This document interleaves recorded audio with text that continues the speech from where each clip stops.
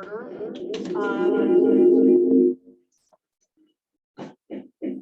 everybody can turn off anybody on Zoom in this room, turn off your volume, please. Microphones, volume.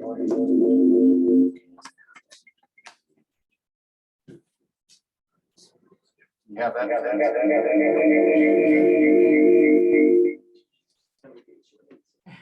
Right.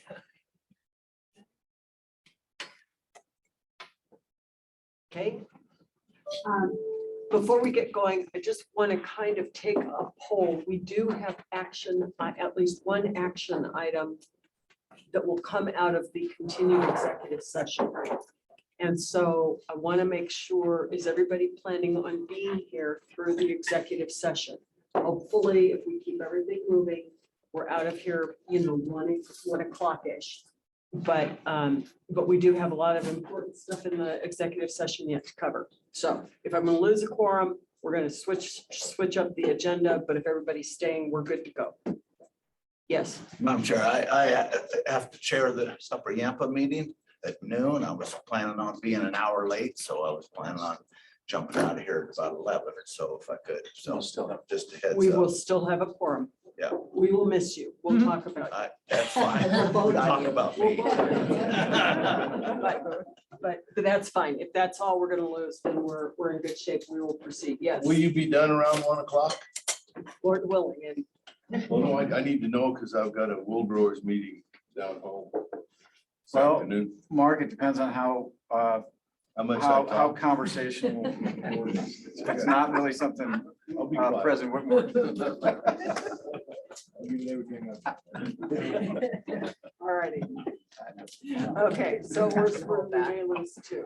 All right, so we're just going to proceed with our agenda, and we start out this morning with the audit.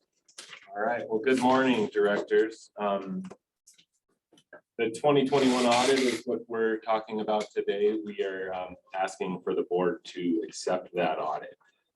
We do have Matt Miller on the Zoom with McMahon and Associates.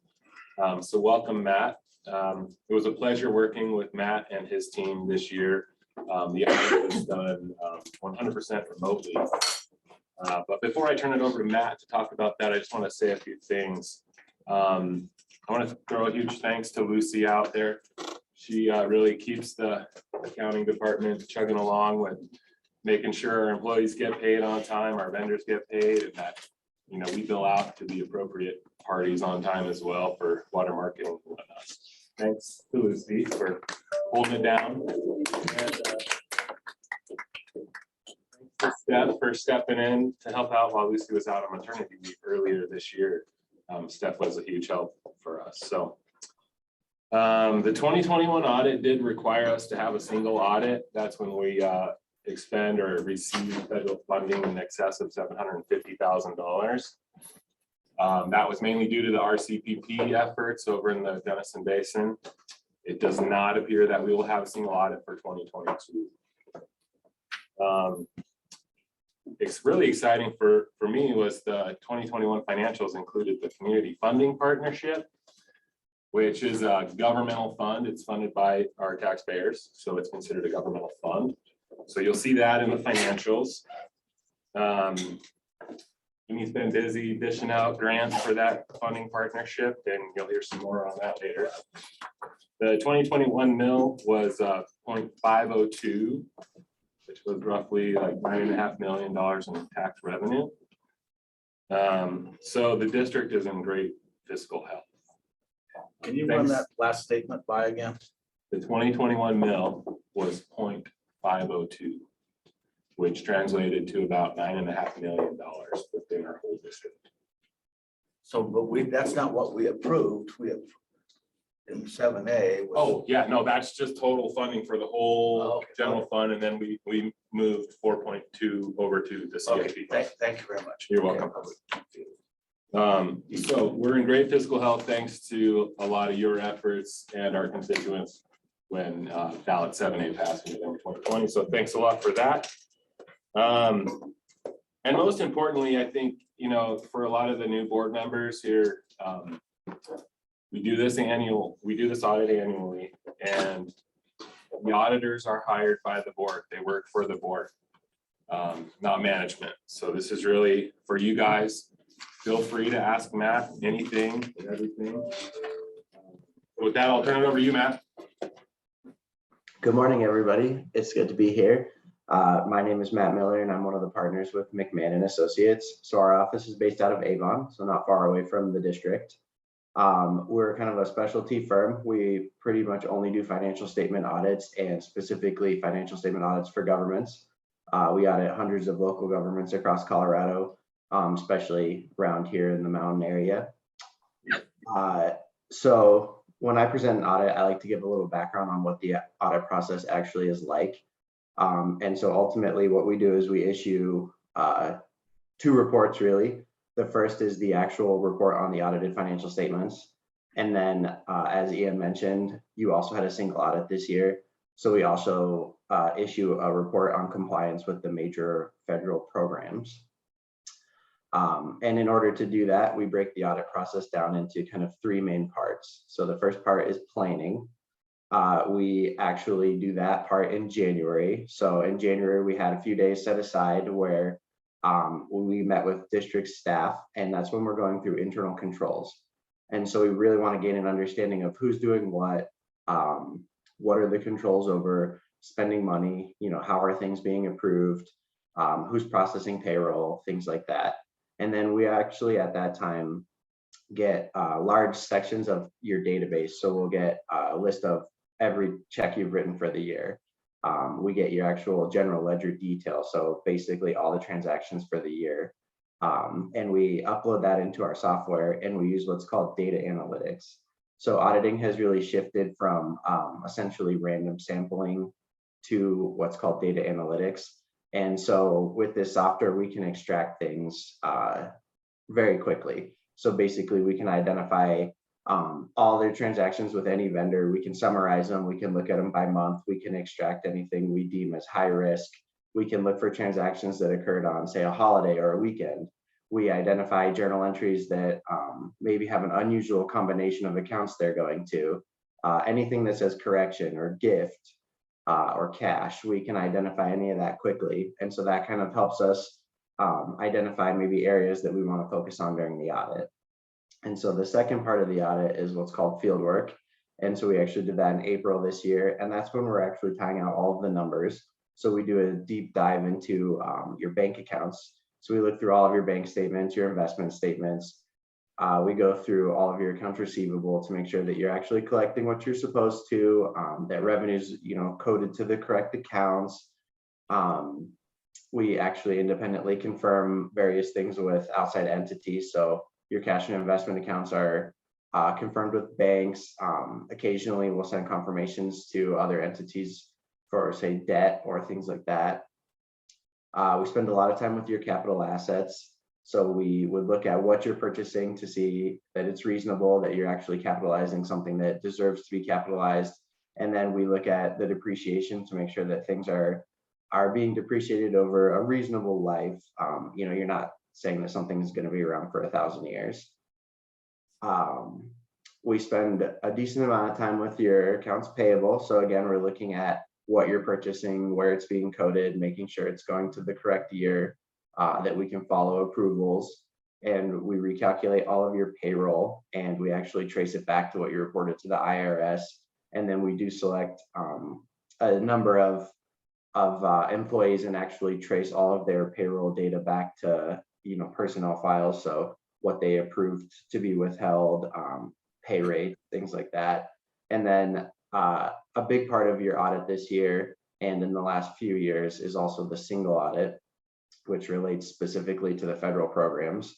The federal programs require quite a bit more than anything else, I guess. So in addition to testing what you actually spent the money on with those programs, you are required to have a significant amount of policies around that meet federal guidelines. So we go through all of that. And then the last part is really reporting. So Ian puts together your financial statements, and then we go back and forth with several versions of the financials to get to ultimately what you see today. So to give you a few highlights of the financials.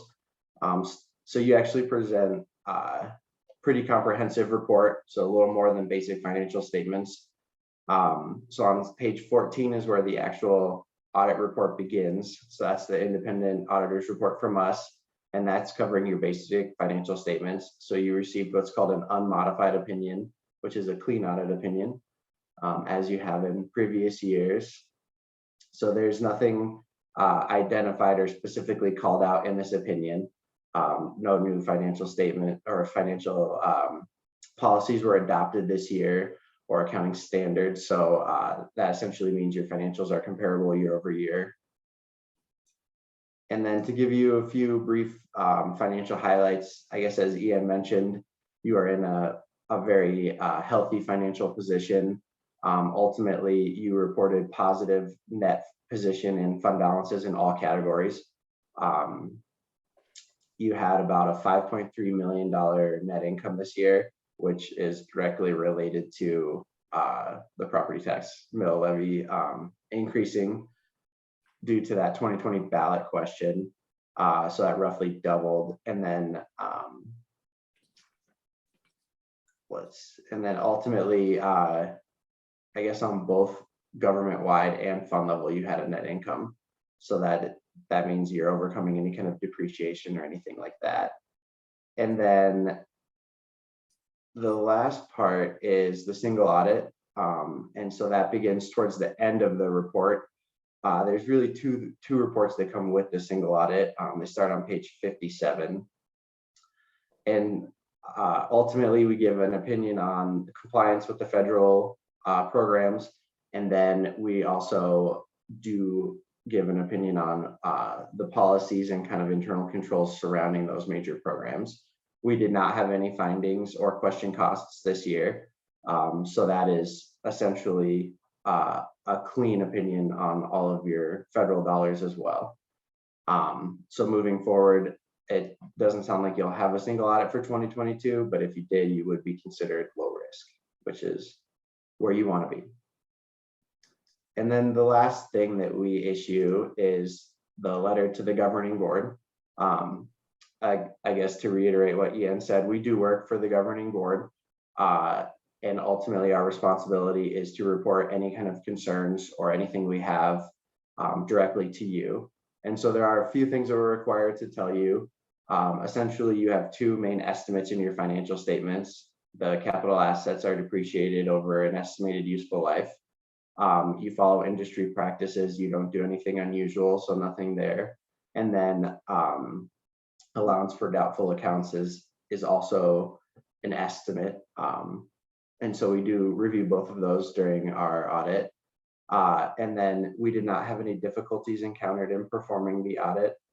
And then something that I think is very important is the section on corrected and uncorrected misstatements. So nothing that came up during the audit was what we would consider to be a material adjustment.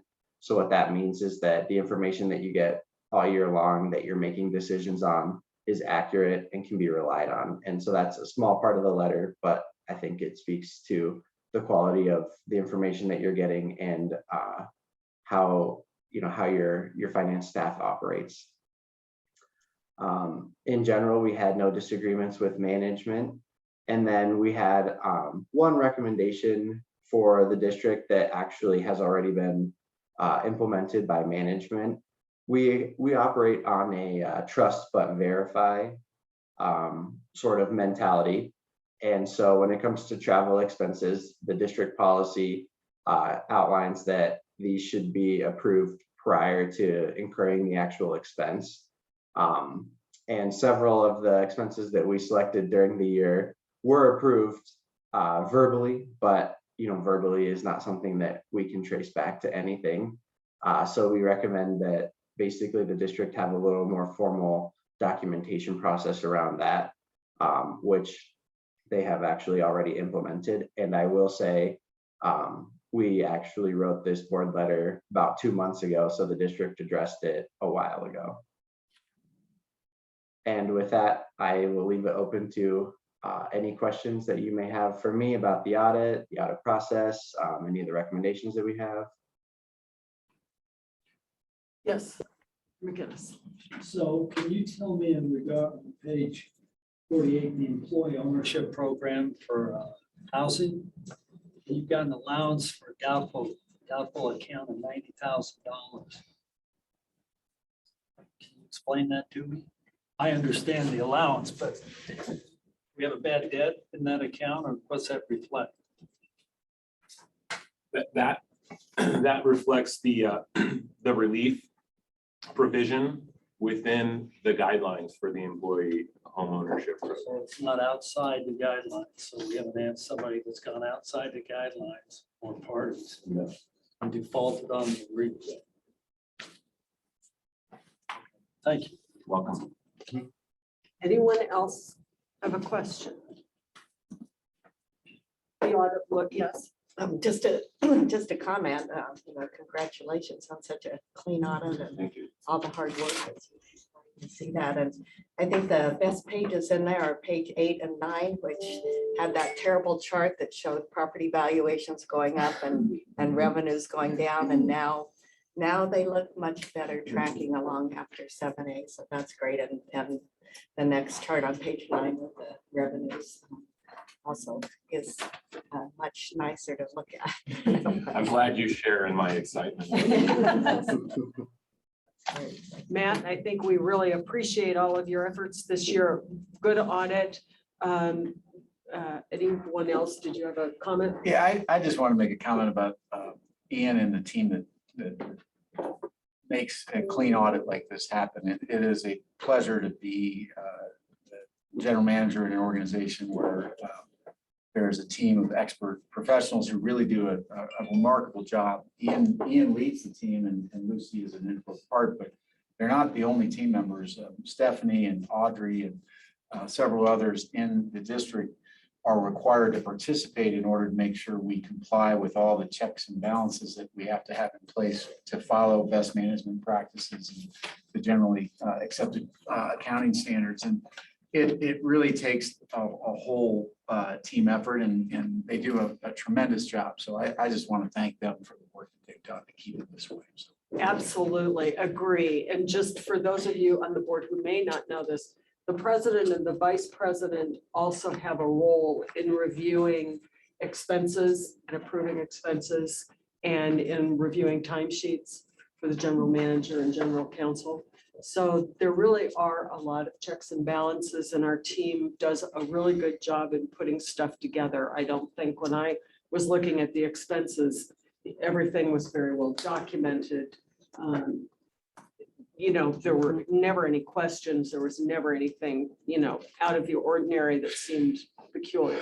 So we do have a great team. Thank you very much. And Matt, we really appreciate your firm's efforts as well this year. So with that, yes, Director Monk. So quick question, and I appreciate the audit. Everything was great on that and very good job. I guess I want to have throw out a little policy thought pattern here. Okay. Since I came in, we've had this treasurer and again, so we're continuing on with the treasurer. I wonder, and I'm asking the question of us, you, management particularly, is that still the best route to go with our outside treasurer? I appreciate the separation and the different eyes looking at things. At the same point in time, I'm not sure whether that is, I think we ought to just have a conversation about that. Well, I think it's really important to have a treasurer who provides a second review or review outside the staff. That treasurer could be a board member, but given your volunteer status as board members and the very little stipend that you receive for days of activity, that's a really high level professional job, and it takes significant hours. You'll note that we do spend money on that treasurer to pay his bills to make sure that it's up to date. Ian and I were just talking a little while ago about how important it is for he and I and for the rest of our district, and I think this board, to have absolutely transparent and defensible accounting and financial statements, and this audit, I mean, one of the things I appreciate about working here, and I appreciated back in the board, is that we're wide open. You can read and see all of our financials on our webpage. You can ask questions, you can understand them. We have nothing to hide. And I think that treasurer is an important part of that. I appreciate the question. I think it's always good to question, are we doing things right? And I think that's really good to ask. At least in my opinion, that's an essential role. He does occasionally find things that need to be fixed. That's part of why we want another set of eyes. Not often, because these guys are so good, but that's really what I think we're getting value out of that. And it's important, frankly, just to make sure we're treating taxpayer dollars in the best way possible. And again, I'm not asking for justification, but, I think through our policy-making processes and the rest, we always should ask the question, Absolutely. are we still doing it the right way? Just because Eric had done this back, 35, 40 years ago when we started doing this, I'm fine with that too. And again, if you still think it's the best process and that we're really getting the thing and maybe it is better that it's not an in-house kind of thing, and I won't say the opposite of that, but so anyhow, so that they have the ability to. Again, I just think we ought to be cognizant of that, and it needs to be on our radar screen. And again, that there's no discounting of the value that this crew does here, and I'm not discounting what our treasurer does either. I'm just wanting to make sure that you guys and us all have figured out that this is the best route forward. Yeah. No, I appreciate that. I mean, Ian, do you have any different thoughts?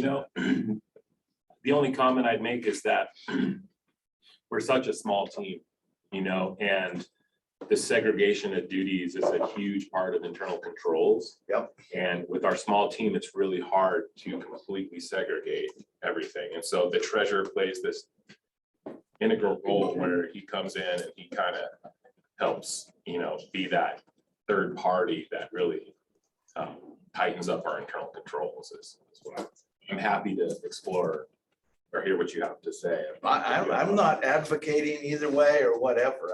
I just do think that we all, and especially some new board members, treasury does, and the rest, and what their roles and responsibility are, and how it props up the integrity of our overall performance.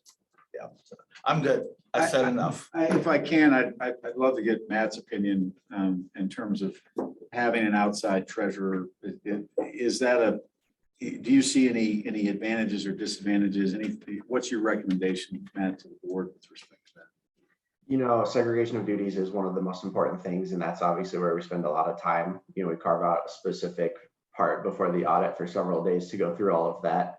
Having somebody on the outside as an oversight, or having board members as an oversight, is something that we see a lot, and is an effective method of kind of segregation of duties. You have enough, I would say, employees that you could achieve aggregate or adequate segregation of duties without having that. But we leave those kinds of decisions up to management, and ultimately what we would report on is if we didn't feel there was adequate segregation of duties. Where we see the most problems is where the entire staff is maybe 3 people. You do have enough people that you probably could eliminate that and still be okay. Thank you. Appreciate that. And I would just, in response to that, just say, we may have enough heads on staff to do it. We don't have the bandwidth on staff to assume the job of treasurer for another employee, because that would take them off our main mission, and similar to some other discussions we have. Yep. Okay, so we need to approve and accept the audit. Is there a motion? So moved. Second. Munger, second. I think Hazard actually got Okay. it. So motion by Vanden Brink, second by Hazard. Discussion.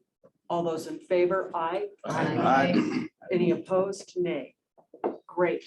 Thank you again, Matt. And thank you, Ian and Lucy. Thank you, guys. Fabulous job. as Thank you, always. Matt. Thank you, everyone. Okay, now we're gonna go right into the general manager's report.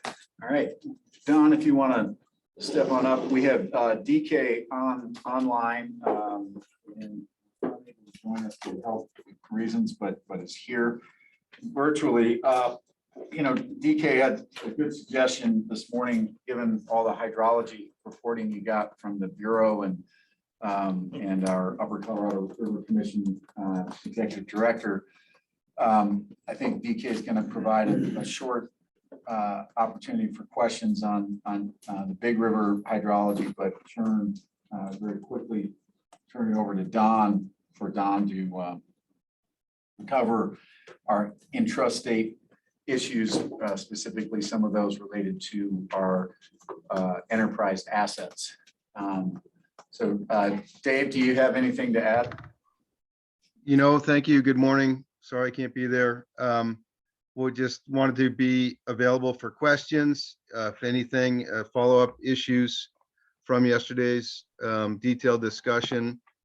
There are some new forecasts that you heard about yesterday that I just want to draw your attention. Some of the information in the memo has been changed a little bit, unfortunately for the drier in most cases, even though we're seeing some reasonable precipitation, a little above average. It's not enough to bend the curve, as we say. Lake Powell, actually the forecast did go up a little bit, but our local watershed is drier. And I think with that, I can pass it over to Don unless there's any questions. Any questions? Thank you, Dave. Thanks, Dave. And so we're just gonna cut to the chase here. With respect to the precipitation temperature outlooks. We've been enjoying some precipitation due to this monsoonal plume, the surges that occur, seems like weekly. You can see the precipitation outlook kind of embodies that continuation with above average precipitation down Four Corners, actually, Arizona area, and below average outlook for, I think this is the three month outlook up in the northeast corner of the state, but temperatures above average generally across the west slope.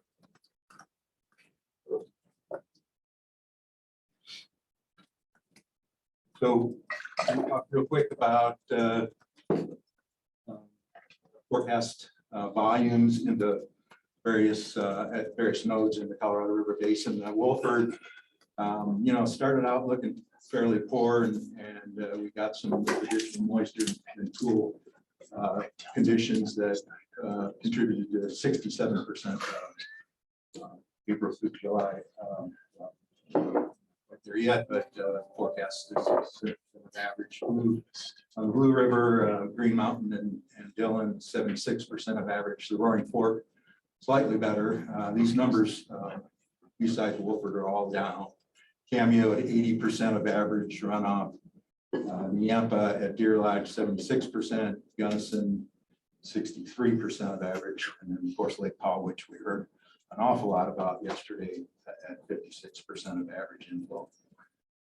The operations resulted here at Wolford, we wound up about 7 feet down from full, or 10,000 acre feet down from full, and we actually released a little bit of water here recently to mitigate the high temps in the Colorado. Also the Eagle River, there were some fishing closures, voluntary closures that were assessed by CPW on both the Colorado and the Fraser as well. Those were voluntary. Partial day, I think there was a full day voluntary as well. There's substitution that's going to happen this year. Now, again, the cities, Denver and Colorado Springs, take water above Green Mountain, and then they pay it back later in the year from Wolford and Williams Fork. So that's what we mean by substitution. Now it's dwindling to about 20,000 acre feet currently. due to that little moisture that was experienced, that will be required to obligated to release about 7,000 acre feet of that 20. Elkhead, again, these are enterprise facilities that we like to focus on. We filled, was a little touch and go, I thought, for a little bit there. We'll look at that, but we were operating to reduce the downstream erosion. To do that, you need to try to store peaks. So you keep the reservoir down, and then you assume that the reservoir is going to fill with subsequent inflow. We had some issues with the forecasts, so we did fill, but it was, again, a little bit of a nail biter for me. And then debris mobilization, I don't think we're going to talk much about that. I know there was a couple of deaths on the east slope just recently on tributary to the Dick Thompson River due to a debris event. A woman and her child was swept away apparently in their little camper. So it's going on. That was a fire scar. That was the camera. So, that should be a concern going forward. Obviously, we've experienced the runoff on the main stem, and I don't think we've seen a lot of that mobilization that came into the Glen Canyon that have potential there. So, but it's out there. We're just gonna have to live with it. Again, our forecasts nearly realized runoff forecasts again. So we've expanded a little here. Green at 58% at Flaming Gorge. So, with those DROA releases, that's not great news. Again, it's 76%. Elkhead 56% of average. Again, these forecasts went down with time. Stagecoach at 40% of average inflow is not going to fill. Little Snake, again, same story. Cameo 80%. We talked about that's there as well. Green Mountain, again, the Blue River didn't do well this year. Last year was 50%. I think. Crude Oil at 78%. Again, that reservoir will not fill and expected to be about 9,000 acre feet short of full there. And Wolford again, we're 10,000 acre foot short with that forecast and that realized runoff. The Gunnison again, 62%. Surface was a bright spot. On the Mesa, the Uncompahgre not so much. And you look at the Uncompahgre and the Tamichi, they were at around 50% of that. Taylor Park at 77%. That actually was one of those that increased in the forecast as here. Blue Mesa at 67% will not fill, about half full. San Juan again 62%, pretty dismal. Again, Powell, Salton, Gila, really poor runoff this year. So, and you can see by the map they're the bright red 50 to 70% are pervasive across our upper basin here, and really again the bright spot being maybe the Mesa, but if you look up at the Three Lakes area, Granby, Willow Creek, and Shadow Mountain, those were very near average. So the CBT benefited from being special, right? So real quick, I know graphs are a challenge. Avert your eyes if they're so this is just the same data in a column chart. And I just like to draw your attention to Elkhead and Stagecoach towards the left there, how precipitous the decrease was through the 3 months of forecast. Likewise, Surface Creek came down. So again, well below average runoff throughout the basin. I'll run past these real quick. We'll talk about Granby, which is the upper left plot, but you can see I actually feel better than it did last year. This is a 1 year snapshot of storage. But I think there's still a couple thousand acre feet out there, but certainly full. Dylan, Director Laws, I lied to you, but I know how staff works on the Dylan did not fill Green Mountain, obviously last year had a large substitution year. So we started well down from what we likely had, and currently it's 25,000 acre feet.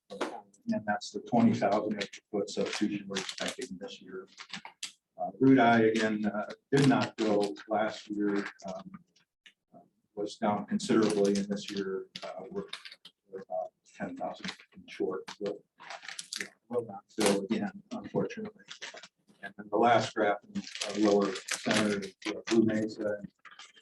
Again, what the capacity is at 800,000 plus, and they're at 400,000 acre feet again at the peak volume this year. So half full at Blue Mesa. Here's the Lake Granby story. Again, last year they didn't fill. I think there's 17,000 acre feet down. That's on the left side of that graph. And then this year they're nearly full, and they were concerned about spilling. They actually pumped 40,000 acre feet at Windy Gap, so they pump into Granby. They were concerned enough to stop pumping there at Windy Gap so that they can come close to or have the potential to spill. They also had some issues at Willow Creek where they pump water into Granby, and they had a pump that went out, which actually benefited the river. Long story short, Granby was full, is nearly full. They were storing 500 acre feet just this week. So that sort of plays into our discussion on the water temps in the Colorado. 500 acre feet or CFS?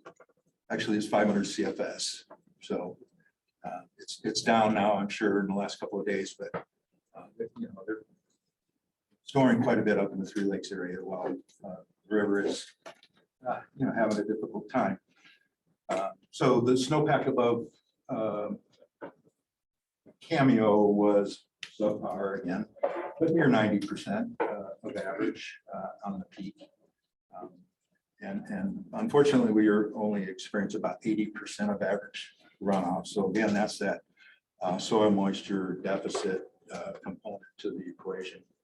And this is the water supply forecast. It's a continuous evolving forecast, and it looks like the forecast center got the forecast pretty much right throughout the early spring.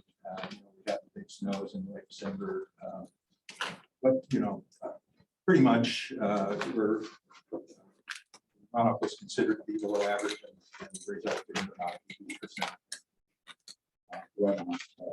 We're still experiencing that, but that's the expectation. High water temps. So it's a story maybe of a tale of two years. In 2021, we had some really hot temperatures, really unusual temperatures in June. This year, it occurred later in the year. I think that's largely due to, while the climate is not as bad as it was last year, I think the issues they had with Willow Creek, where they had to bypass a bunch of water, that was very helpful early in the year. And this year, this issue with water temperature, high water temperatures happened in July, just a week or two ago. Fishing closures a week ago on the 14th, Fraser below County Road 8, Eagle River from Eagle to Dot Zero, Colorado River in 3 separate segments, above Williams Fork and below Kremling, all the way down to Bear Ranch. And we at the River District opted to release about 500 acre feet. We completed that release this last weekend. We reached out to some of the other operators, but they didn't have the flexibility necessary to allow them to provide some help with these high temperatures. So 21 and 22, we had an outage at the Shoshone Power Plant. That's part of the problem this year, as well as last. And I think, you know, the conclusion might be that CHOP is not enough for mitigating water temperatures. So here's that water temperature plot in the last 2 months at Catamount, which is sort of the lower portion of the wild and scenic reach, right, from Kremlin down. We can see on the left side in June, and this is a comparison to last year to this year. So this year is in the orange. You can see last year the temps were quite a bit higher than this year, and that's when we did tried to mitigate from Wolford at Windy Gap and at Moffett. We had some attempts at mitigating those high water temperatures last year. This year was fine. Again, due to probably some of those, and also gross reservoirs down. So they're bypassing more, they did bypass more water than they might otherwise have at Moffett, right? So they didn't need that water to fill this reduced bucket over there as they're enlarging that facility. Later in the year here, just recently in the last week, you can see that our temperatures in 2022 were quite high. Notice that in 2021, the temperatures really dropped. And the reason was, again, the climate was horrible, but the cameo call came on. We'll see that in subsequent slides here. This is the chronic standard related to the actual computed weekly average temperature standard. And you see that at Catamount, we exceeded this chronic standard for a couple of weeks now. This is the actual flow there at Catamount. You can see a mark where the cameo call came on last year and where shop call came on this year. You can see the response from the upstream spigots, right? They only have one downstream or one upstream spigot. In the lower basin, we've got many. But this is really largely Green Mountain that's involved here in getting water into the Colorado River. You can see that you know, last year it was like 400 CFS more in the river a couple days ago than this year. Here's Green Mountain operations. Again, last year they were up at 600 CFS almost, and this year just below 200. So, you know, this is the shop call. This is a partial call that is causing this disparity between last year and this year. So we're anxious to see the power plant come up and running. That's actually anticipated in the next year, day or two. Just yesterday, the upper left graph, you can see that the Fish and Wildlife Service started some water out of Granby. They actually overshot the mark there. You can see, which we don't mind. So that's the 5412 fish water being released from, initiated from Granby. So I think Wolford's efforts actually filled in a little bit of a niche there in the last week. You can see the flows respond there at Catamount on the upper right, and then the temperatures Catamount lower right are, you know, they were quite high, very near the acute standard, frankly, 4 or 5 days ago. They're on their way down. We watch these graphs daily. Wolford, we had a snowpack which was well below average, but you know, sustained that peak. The snow water was sustained for a month or more due to the wet and cool conditions that we experienced in April. So, you know, that really helped us out quite a bit, you know, to the tune of several thousand acre feet, I think. Wolford operations, again, busy graph, but, you know, the flows in blue on the left are red on the left axis. And then the brown storage is red on the, or actually that's elevation red on the right. You can see that when we filled to the maximum, we wound up about 7 feet down from full. And you can see also where our releases in green come up above the inflow, and that's the effort to mitigate the temperatures in Colorado below Kremling. So I've marked where that 500 acre feet came out. Yampa snowpack, below average. Again, maintained that snowpack more than is typical, and actually got out to near average snowpack as the runoff commenced due to those cool and wet conditions. Now, Stagecoach, these are forecasts that we rely on to fill our reservoir. Stagecoach had a forecast on May 1 of maybe 75% of average, and within a month, due to what the reservoir saw coming in, forecast plummeted to 40% of average. Same thing at Elkhead. And frankly, at Elkhead, we were operating bypass a bunch of inflow, and we had difficulty filling. So again, the forecast really dropped quickly after the May 1 forecast. So and here's this complicated graph, but flow on the left, elevation on the right. Discharge in green, you see right there second week in May where we all of a sudden decided, well, we're not going to get the inflow, we're not going to get those big peaks that we want to store. We were down 10,000 acre feet, so we dropped releases to 100 CFS, and we just needed to store. So that's what happened there. We did really well, I think, in terms of storing the peak. I think several peaks, you can see the difference between the blue and the green are those stored peaks in blue. So I think the downstream folks were happy with our operations this year, although I don't have any fingernails left. So Yeah, I just want to say on this, Don had several sleepless nights as a result of the incorrect forecast coming out of the Basin Forecast Center. He was really following and trying to manage those peaks, prevent the downstream erosion. And when it became apparent, Don stopped sleeping and started trying to figure it out. He takes this stuff very, very personally, very professionally. Just want to thank Don for being on top of that. It takes a lot of management to do it right. And he was really concerned about it. He did a great job handling that situation. Sleep is important. So, yes, so you don't need it. yeah.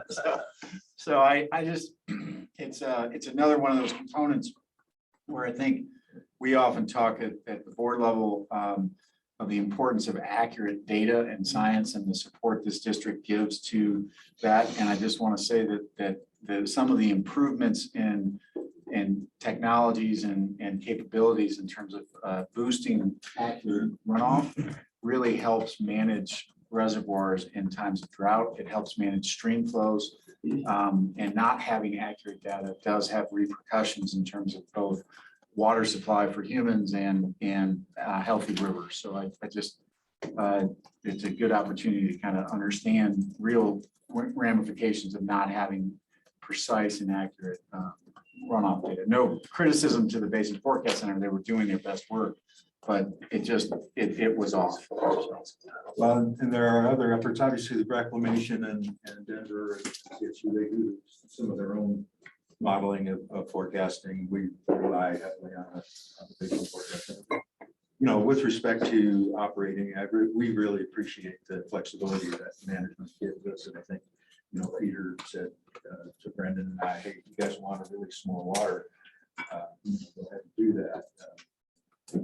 Put the cap on it. So, that 500 acre feet, how much of a difference it made is impossible to estimate. But I just wanted I wanted to play a voicemail that I got from an angling outfitter, Vail Valley This really encompasses the issues that, the economic impacts and the recreational impacts that were experienced due to this. Down, and that's obviously leading to these insanely high water temperatures where we're all getting shut off the river position. So I was just calling to see if there's any insight, anything I could tell my guys. Obviously it's pretty much at the point, and we have permits everywhere, but it's pretty much at the point where there's like the water for flow fishing. So any sort of insight would be super helpful.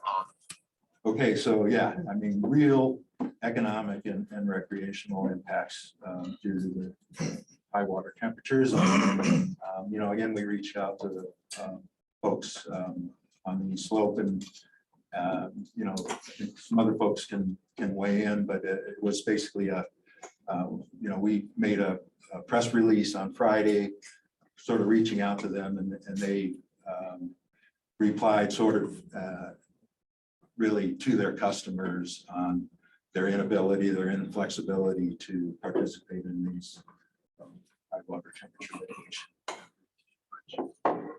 That's all I have. Thank you, Don. Director Curry. Thank you. So this is good information about temperatures. I was wondering if any of that system's under administration and how the ag diversions look. It's under, is there internal call? I mean, how are the On the LCAT, the focus right now is, on the north side of the basin, but what's the status for the other water use? As far as administration, Yeah, I mean, again, we wish that the power plant were fully functional, and that would have helped quite a bit. An additional 158 CFS in the Colorado River is what that means. Okay. As a shop call at 1250 compared to a full two turbine call at 1408. Okay. So there's more water coming down, and then that's as far as the rains in Colorado. Obviously, Napa, and I don't know much about Jenison, but they're experiencing issues with these lower runoff volumes as far as ag. I'm sure there are impacts there. I think actually the Yampa muddy basin is up there, and it's kind of a canary for the Yampa basin. We did again experience those cool wet conditions, and I think the soil moisture benefited. And I think in the Yampa, extending into the Yampa, the cool moist conditions have helped quite a bit there. And we saw that we kept LCAT full last year. It was difficult to release to downstream seniors who were looking to divert their decreed amount or inflow, whichever's less. So this year, much better conditions to the north. And better conditions to the south than last year as well. But as far as ag, I don't have a real feel for that, but I suspect that these monsoons have helped, although they haven't helped that much in terms of flows in the river. And we'll do. Are you going to do a few more slides about the Gunnison? I mean, is that how we're going to run this? Yeah, I did mention that Blue Mesa was down and similar to last year, filled to about half full. I think DK had a slide. We didn't get into the presentation at the last minute, but it's in the board packets in the memo, and that I think shows flows relative to exceedance values in terms of flows in the river.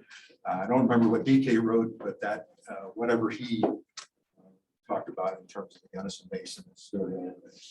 The point I wanted to make for the board was that not only are we under pressure on the Aspinall unit to supposedly prop up Powell a little bit, the system between Whitewater and the confluence with the Colorado on Gunnison has been really tough to maintain, to keep the releases and with the record of decision to keep the Redlands Tunnel whole, and then the Redlands Canal whole, and then keep some fish wet when the 15-mile reach is short. the fish all come up the Gunnison. And when the canal takes all the flow in the Gunnison, you can literally walk across the Gunnison River there below the Redlands diversion. And they're the senior calling right on the system. So I just think it's really important for us to all understand that not, that the Blue Mesa doesn't just live for Powell. Actually, those releases need to be there for the fish because the fish are under such stress that they're now up in the Gunnison system.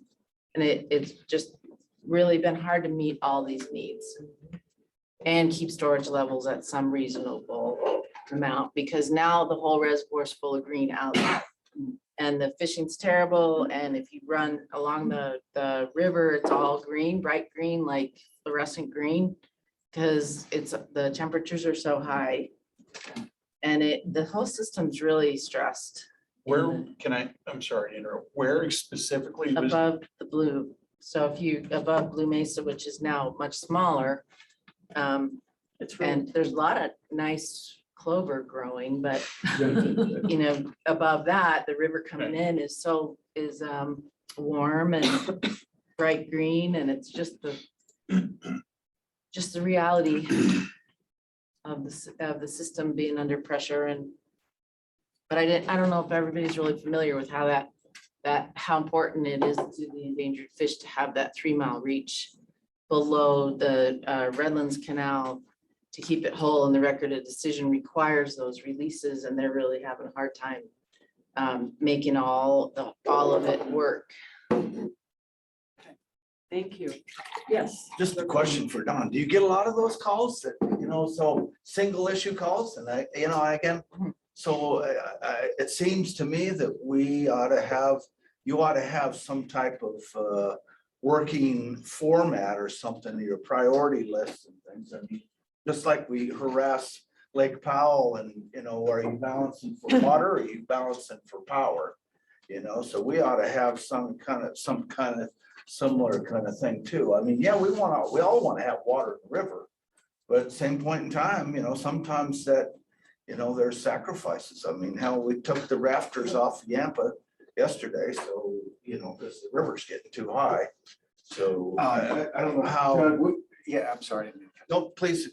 We agree completely with you, but the issues in the upper Colorado are not being caused by our agricultural diversions on the west slope. I want to make it really clear.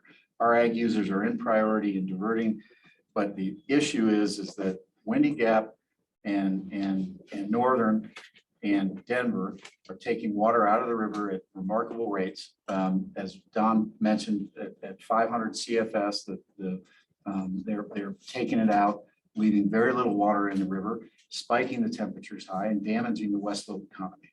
No questions about it. And that's the bottom line is our organization will always, that's our point, is to be able to speak up for that. We've done what we can do to mitigate it.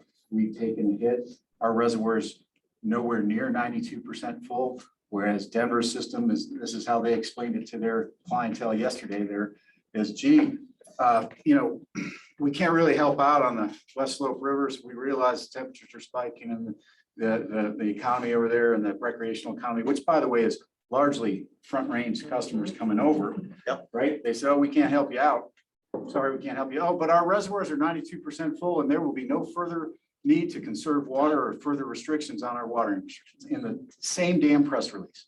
So Doug, problem is not here on the west slope. The problem is on the front range. I can't be clearer about that.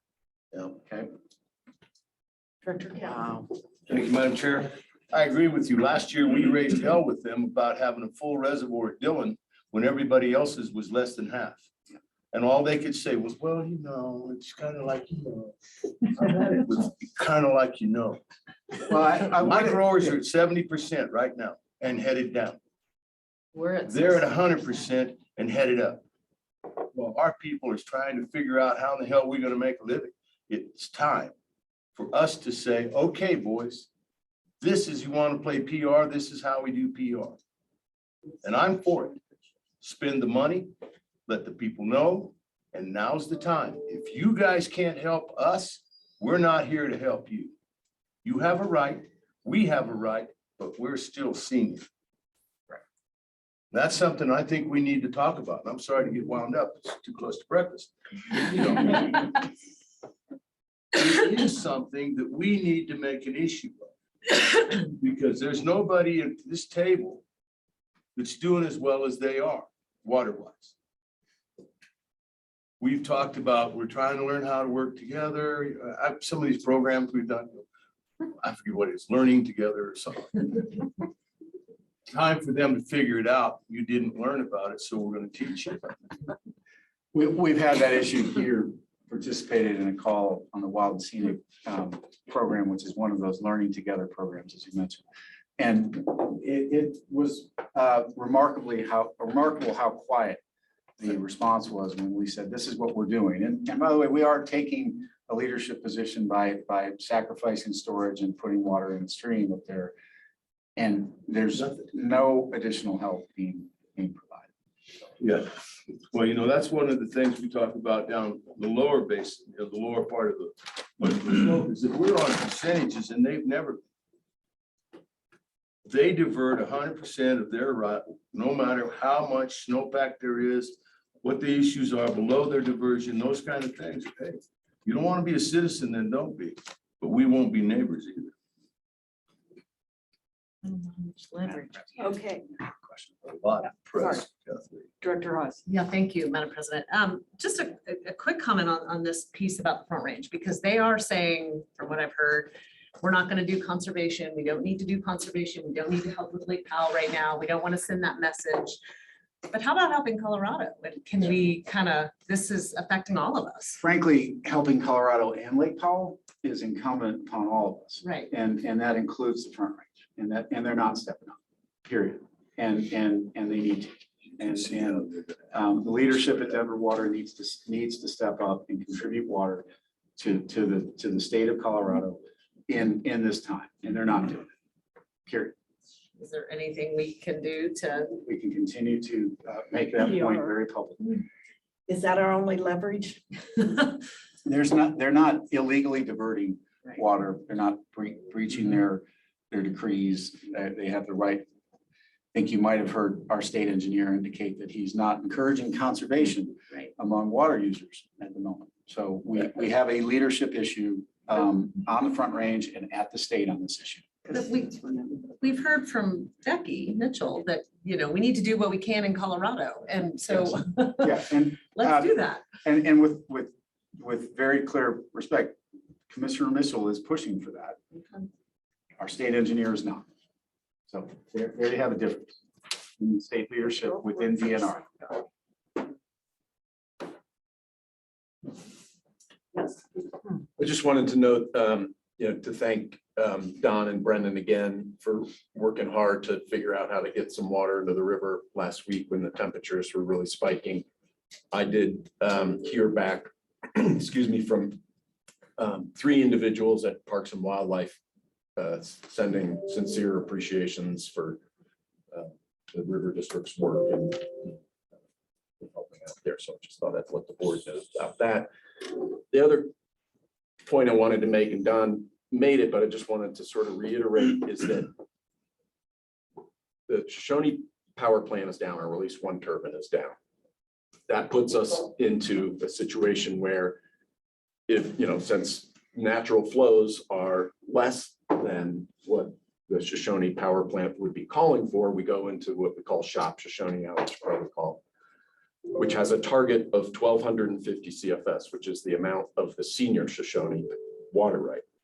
Don mentioned the junior 158 CFS water right.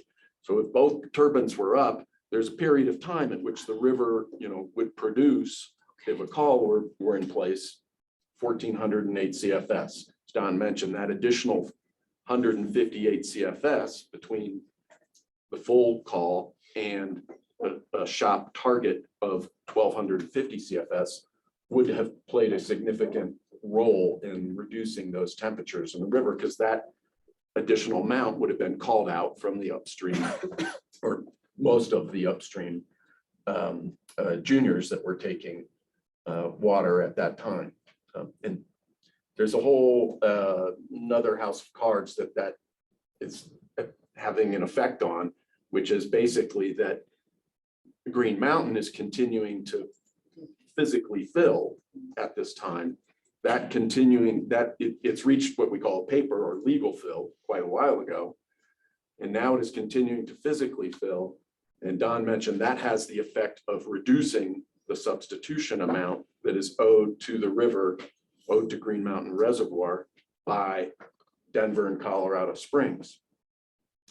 If Green Mountain were not continuing to physically fill, in other words, if it were just, if that 158 was additional amount was going downstream, the substitution amount would be greater. So what's happening is not only is that water being taken upstream, but it's also having the effect of reducing the later amount that would be released in substitution. And it's going to benefit Denver and Colorado Springs. Could it be any more confusing? It's extremely complex. Okay, great discussion, great presentation, Don, thank you. Is there anything else you want to ask? Don, is there any other comments on this matter?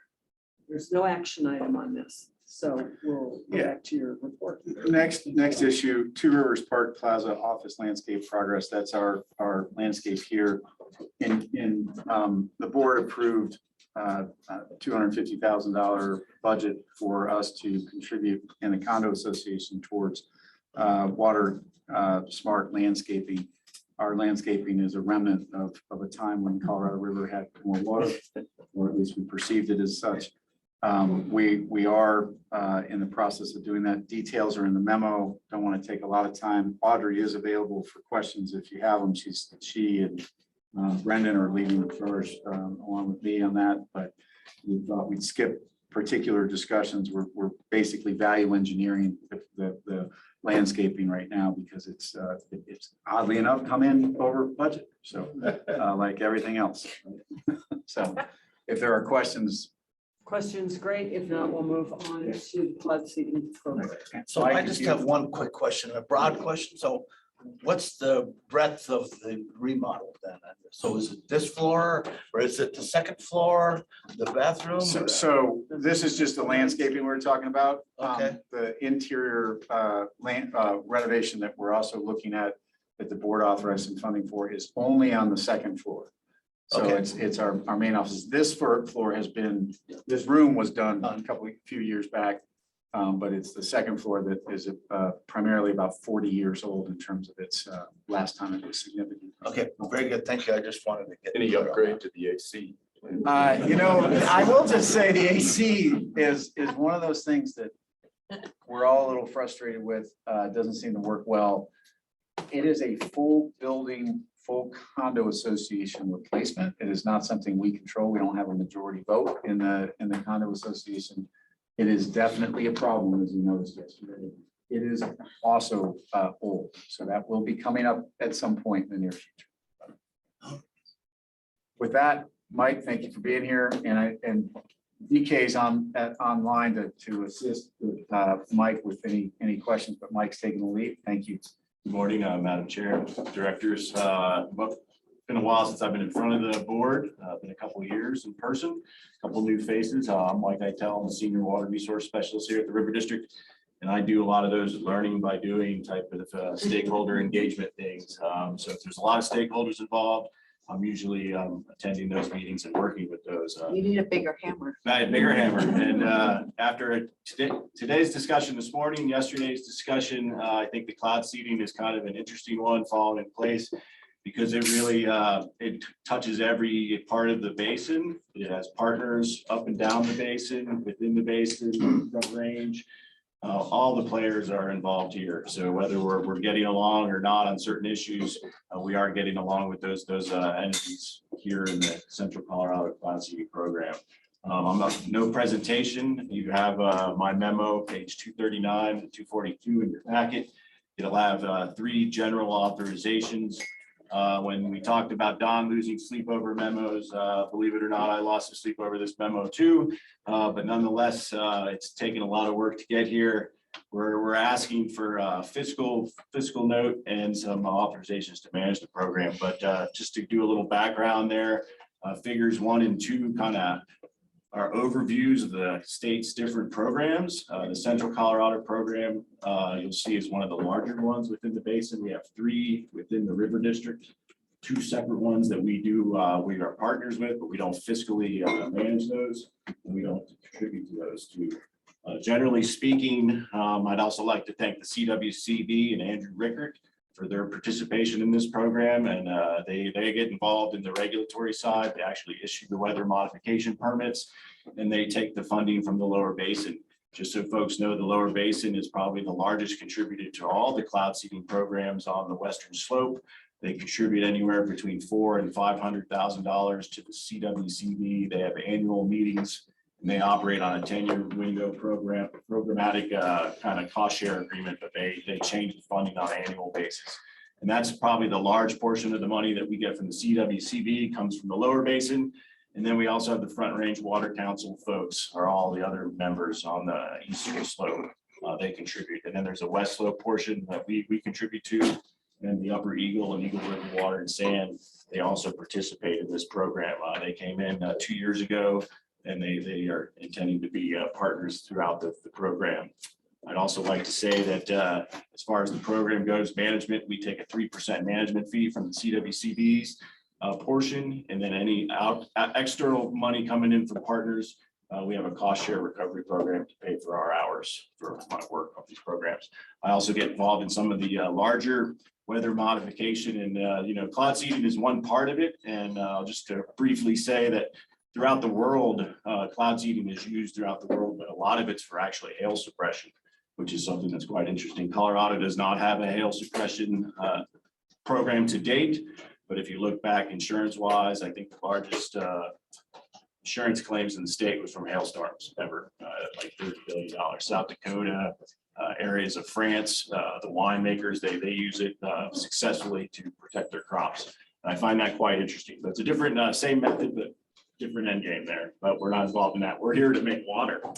We're not actually making any new water. We're just really kind of squeezing the cloud, I like to say. You're just getting a little bit more efficiency out of that cloud. The water's already there. We're just putting that silver iodide up there to make the clouds flocculate and make more snow, if you will. I'd say the overall 2 to 10% is a fair estimate. I don't go up, I'm not flying a flag that we're gonna cloud seed our way out of this drought. I'm not here to tell you that, nor are we gonna make more powder days of skiing. I like to ski, but I'm under no illusion that it's making that big beat powder days. But it does help. It helps the program, helps everybody make more water. It is a true augmentation of water. So from there, I would say, ultimately, we have to go into this program this year and we have to reauthorize the Central Colorado program for a new permit, 5-year permit.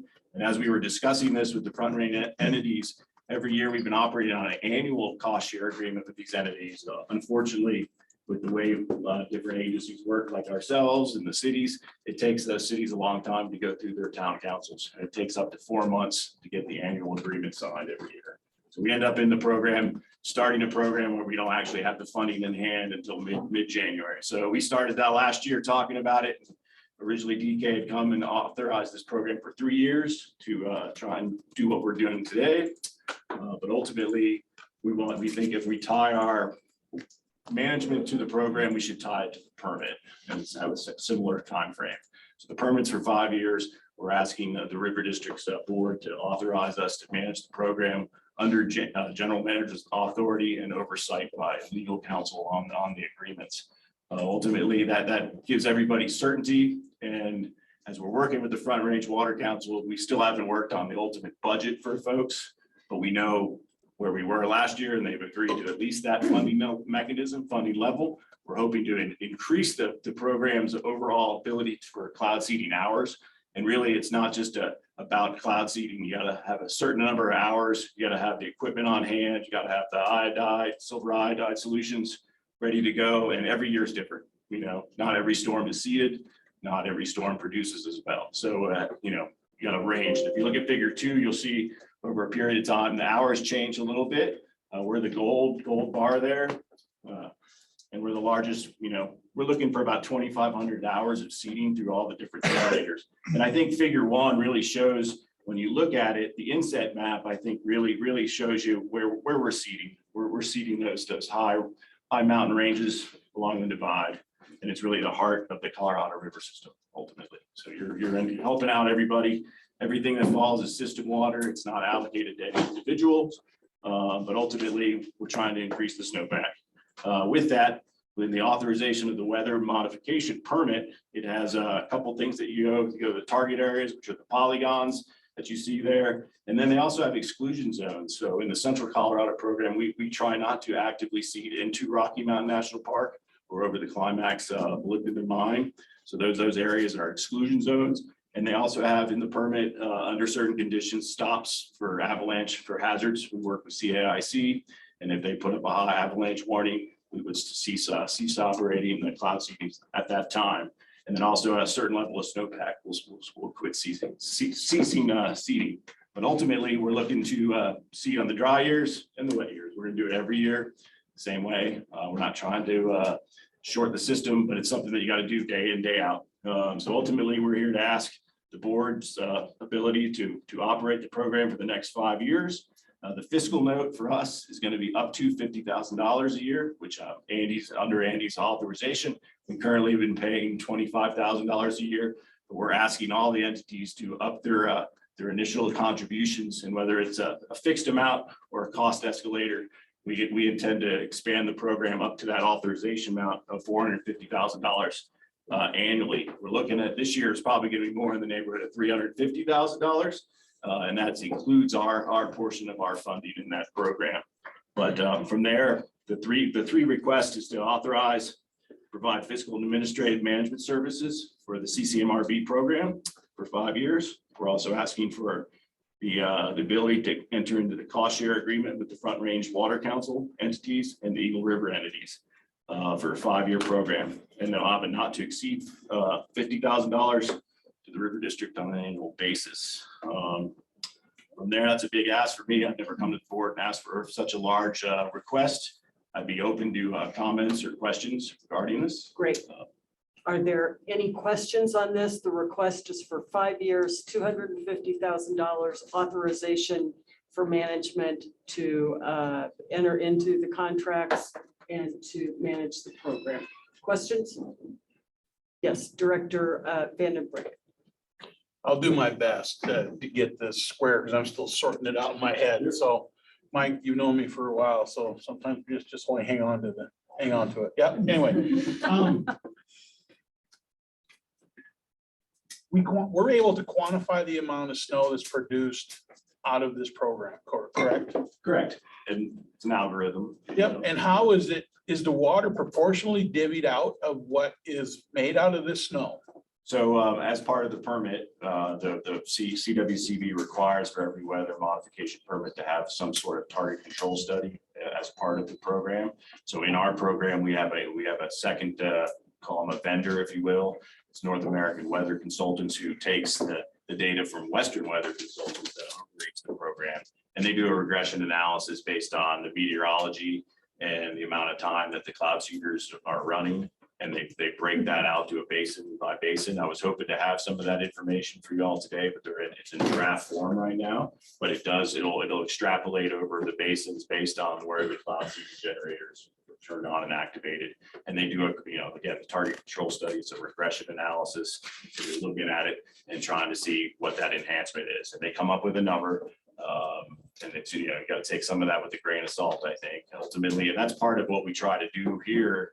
I did not mention that. Ultimately, we're looking to take some of those funding up to $450,000 for future studies, if you will, with like NCAR, different agencies like that are looking at the effectiveness of cloud seeding. So we want to enhance those studies and make them more useful, more utilitarian, if you will, to do exactly what you're saying. It is done, but again, it's it's a hard one to put it in any one box, if you will, because it's based on where you're seeding and the weather, all that stuff. But there is, ultimately, I think last year the program was about 125,000 acres. Down to about if you're looking at the different basins within this central program, it's probably a third of each of the basins, getting 30 to 40,000 acre feet. And they do have an agreement to where that water is That's just system water. It split just goes- it split just apart, goes- or is it just? It just comes into the hydrology. It's all part of the hydrology. And I would say, folks, don't be under any illusion. We've been cloud seeding in Colorado for 50 years. Okay, throughout the West, we've been cloud seeding. So all these different areas have been under the influence of cloud seeding for a number of years, whether we're fully aware of that or not. That's something I've learned through working with this program is we've already been doing it. So those numbers that you're seeing with the drought and stuff like that, it's in there. It's still in that equation. It's not something that's totally new. Well, I guess rolling back to where I'm wondering is rolling back to what kind of Don visited with us about here. Is there some sideboards or maybe some proportionality or beneficial needs that a portion of this water needs to be assigned to so that we can kind of retain a little bit more of this on the western slope? I don't know. I'm thinking here. Yeah, I don't know. all good thoughts. The science behind exactly how much snow is produced is not exact. And so it's not as though we can say there's, 300 acre feet that the west slope gets and 200 acre feet that the front range gets, or something like that. Or X number of acre feet that the lower basin gets, right? It is truly just a system water enhancement effort is really what it is. So there's no division of the water produced except for under water right administration within our state and then the apportionment within the basin as a whole. That's where that water, it falls under just generally available water, as if it were water that Mother Nature provided in the form of snow. And so it's just an effort to kind of slightly boost that water supply. But there's no way, until it melts and actually ends up in the stream and is the water, it becomes the waters of the people of the state of Colorado within our state, and then it gets divided up pursuant to the administrative rights that we have under our prior appropriation system. So on that note too, if you take it and look at the regression analysis, when it all comes out, you're looking at, I think they come down with $1 per acre foot number, and it's usually in the neighborhood of $2 to $6 an acre foot for the cloud seeding effectiveness. And you got to take a little bit of that with a grain of salt, some of that. I think the different methods of cloud seeding have different effectivenesses.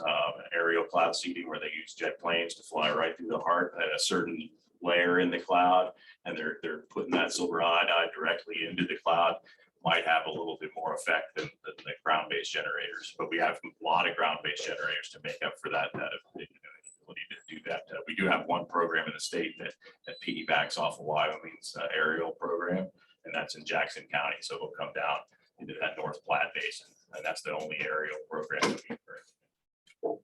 Thank you. Okay, Director McGinnis, you had a question? I did, Mike, with the stakeholder group, is the burden sharing a percentage or a set amount, and then what's on your notes, you talk about contingent on them, other stakeholders coming forward with their share. Question is, are we locked at a percentage, or if they don't, we're gonna end up filling it in? Or So we will model the program to the budget that we ultimately get from the different entities. And that was one of the things that we wrangled with this over the winter and the spring with the different entities, is trying to come up with where are we going to go from here? So the program is from 2012 to current. Most of the funding is solidly static every year. That it's about $80,000 from the Front Range Water Council. We've been giving $25,000 every year. So we're looking to enhance that a little bit. Ultimately, I think we're proportionally, yes, sir. We're trying to come up with more of an even split. So this would break down. It's going to be about a third coming from the state, roughly, if we get what we want, and then a third from the Front Range Water Council type folks, and then the West Slope would be probably slightly less than a third. It's not going to be quite there. The math's not totally flexible, and we're hoping that in future seasons that the CWCB's portion from the lower basin is going to go up, and so that number is going to go up too. So that's probably over a third of the programs, more like 40% of the program comes from the state. And then the rest is made up between, we're trying to split it down the middle between the Front Range and the West Slope. Really, it's just us for our program. It's just us and the Eagle River entities and the Upper Eagle regional water authority. So of that, how much of it is us? So we would be contributing up to $50,000. And that's where we're not going to just throw in $50,000 if the other entities don't enhance their funds. We'll stay at that lower amount and model the program on that lower funding thing. Ultimately, we're trying to lead by example here and hope to get the others to come along. Coming to the board, since you only meet quarterly, it's a little harder to get authorization for you, and we don't want to bring this to you in a special session. We want to be able to talk about it here and explain that. But ultimately, the goal here is to make it evenly more even spread between the different entities. But it's not going to be a perfect split, if you will.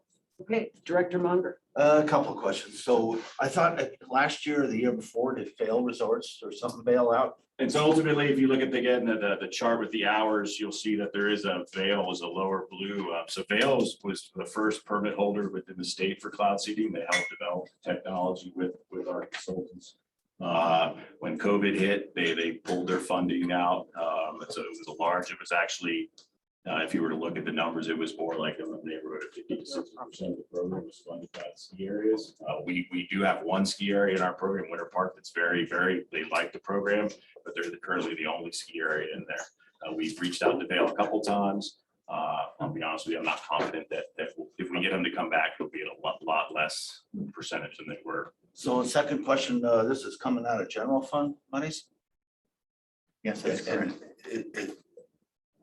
I'm not suggesting this, but have we looked at the 7A monies? You know, I'm just food for thought. I'll move on. So my last question is a 5-year commitment. Are we going to have to ask our accountant, are we going to have to reserve those monies? I assume that any contract that we enter into, our general counsel and general manager would ensure that it has the typical Tabor language that allows us to I'm fine. terminate. Thank you. Yeah. It's subject to annual appropriation. Oh, okay. Subject- That's good.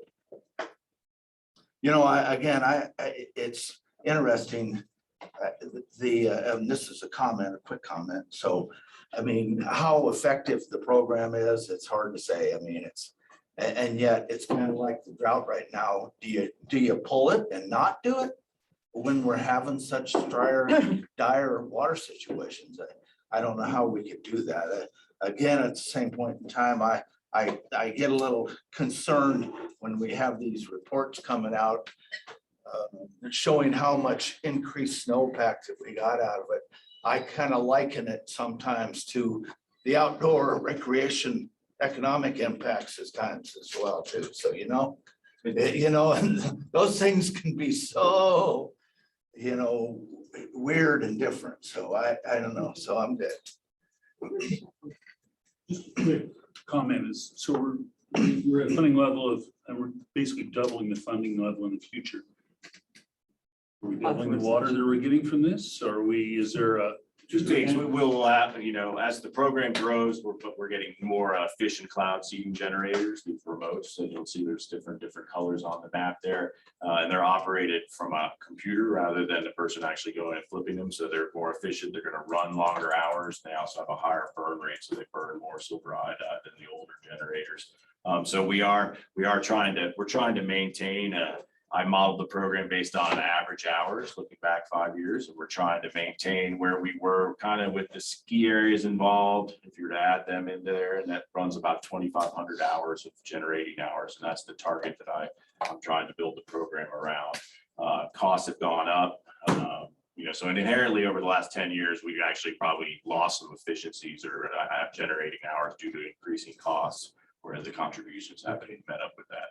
There's a point where you can't get any more out of the cloud. Then you can only squeeze so much. And then we're also looking to enhance what he's talking about, the studies. We want to have the ability to contract with entities when an opportunity, like right now, there's a program going that's funded by the Bureau up in the Crescent Butte area, looking at aerosols, how that affects clouds. So we're picking back some of our effectiveness modeling on that, trying to figure out a better way to. So this increase in capital expenditures, really more efficiency will save us in labor costs. Yep, I think it's really the whole goal. It's gonna provide flexibility for us to within the program to manage. It's gonna apply funding certainty for us so that we know we have this amount of money to go forward. And then it's also gonna help us with the partners to increase any studies, things like that. Make the program better.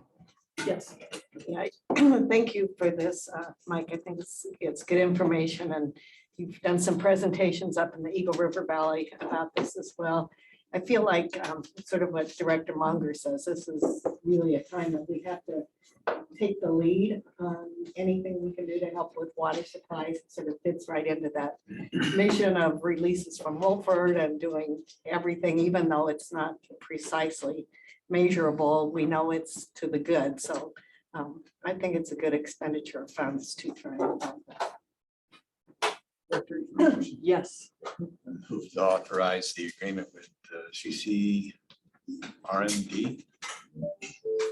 I would say, if I understand, you're moving to the staff recommendation as stated in them. There you go. Always safe. All right. That's why it's Motion in by front center. Ely, second by Catlin. Any further discussion? All those in favor, aye. Aye. All those opposed, nay. All right. We will now move on to directors' updates and concerns, and we're going to go a different direction. Let's start. All right. Eagle. All right. Well, we've got fires and floods and trains. We do have an active wildfire right now. They're hoping to have that contained by this afternoon. It's about 20 acres called the Red Hill Fire. And it's about 25% contained, likely started by lightning. There were 3 fires likely started by lightning yesterday afternoon. So the little dabs of rain we're getting are not enough to help the forest. This one's all on BLM land. We've talked enough about the high temperatures in the water. I think that really affects Eagle County. It affects our outfitters and our local folks angling. The ag users are doing all right with their irrigation diversions, but it's tough on them because the rivers are low and dry, and everybody points to those irrigated fields and says, what's going on here?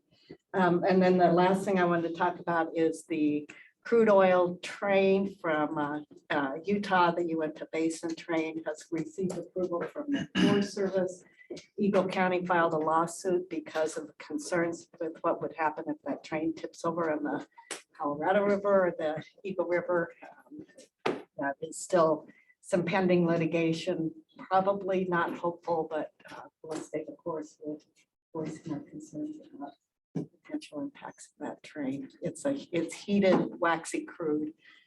So the potential for damage to Colorado River is great. That's it. Thank you. Well, I can't argue with anything that DK and Don put up, but we must be living good where I am. You know, nothing is resolved. Nothing has been moved too far. No needles on the dial have been nudged a lot. It's been a great spring. We've had a steady amount of precipitation starting in April and going until like last week, although at my place last night, I got a 1/4 inch. So, you know, you got to enjoy the good times when they come, or you just get old before your time. So I'm kind of cruising until the next problem. Thank you, Director Ely. Director Hazard. I could only wish I was living as good as you are. You know, we had some moisture in the spring, but not much. Hot and dry. Got a lot of dry lightning, which is a big concern. We've got a lot of beetle kill pine everywhere. The monsoons were very much appreciated. We're still getting moisture from that, but when it comes down so hard that a lot of it just runs. We still welcome it.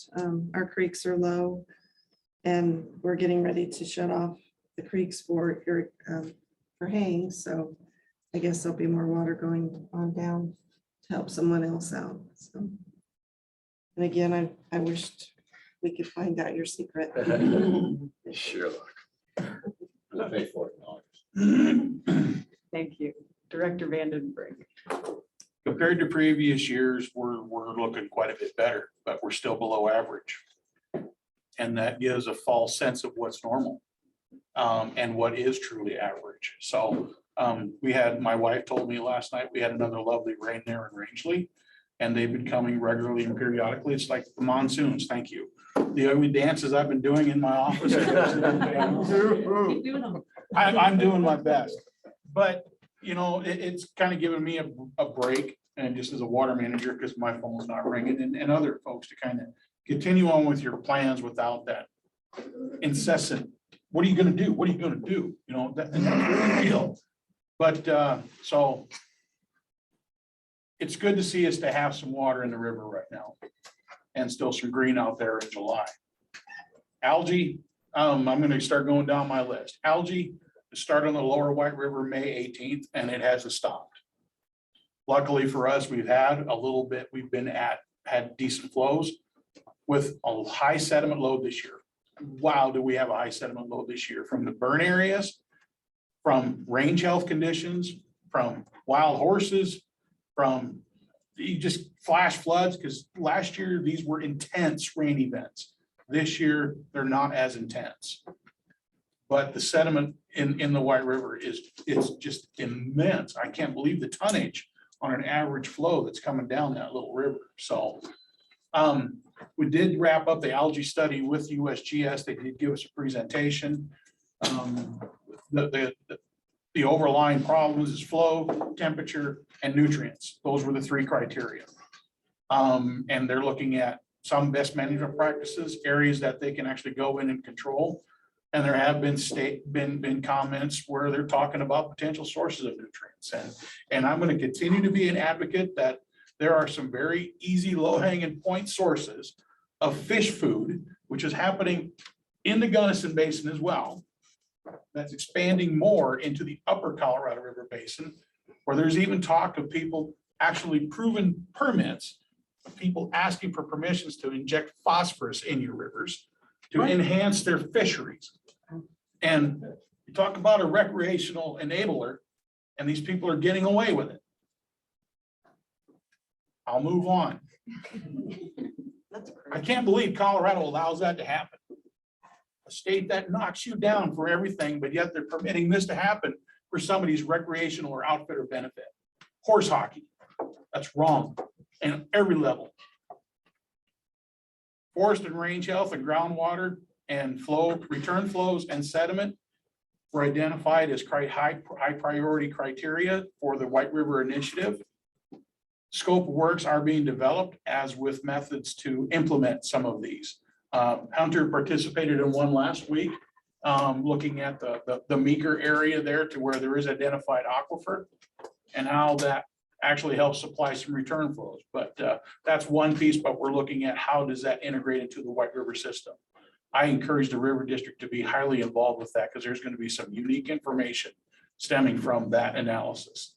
So stay tuned for more on that. So I'm glad to see that it's finally getting up there to where we're going to start quantifying and really understand that geographical anomaly that's in there.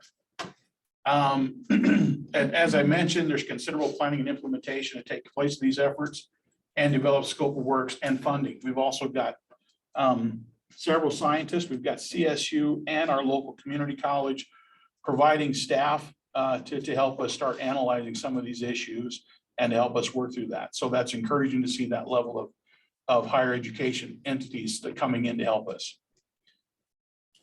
Numerous once flowing streams and drainages in the White River continue not flowing for 3+ years. Even though we're at average to slightly below average, these streams due to groundwater, they're just not flowing. And we continue to drive through them and we're not getting a tire wet or a bottom of your boot ready. And these are now extending further up above Meeker into that higher upper White River area.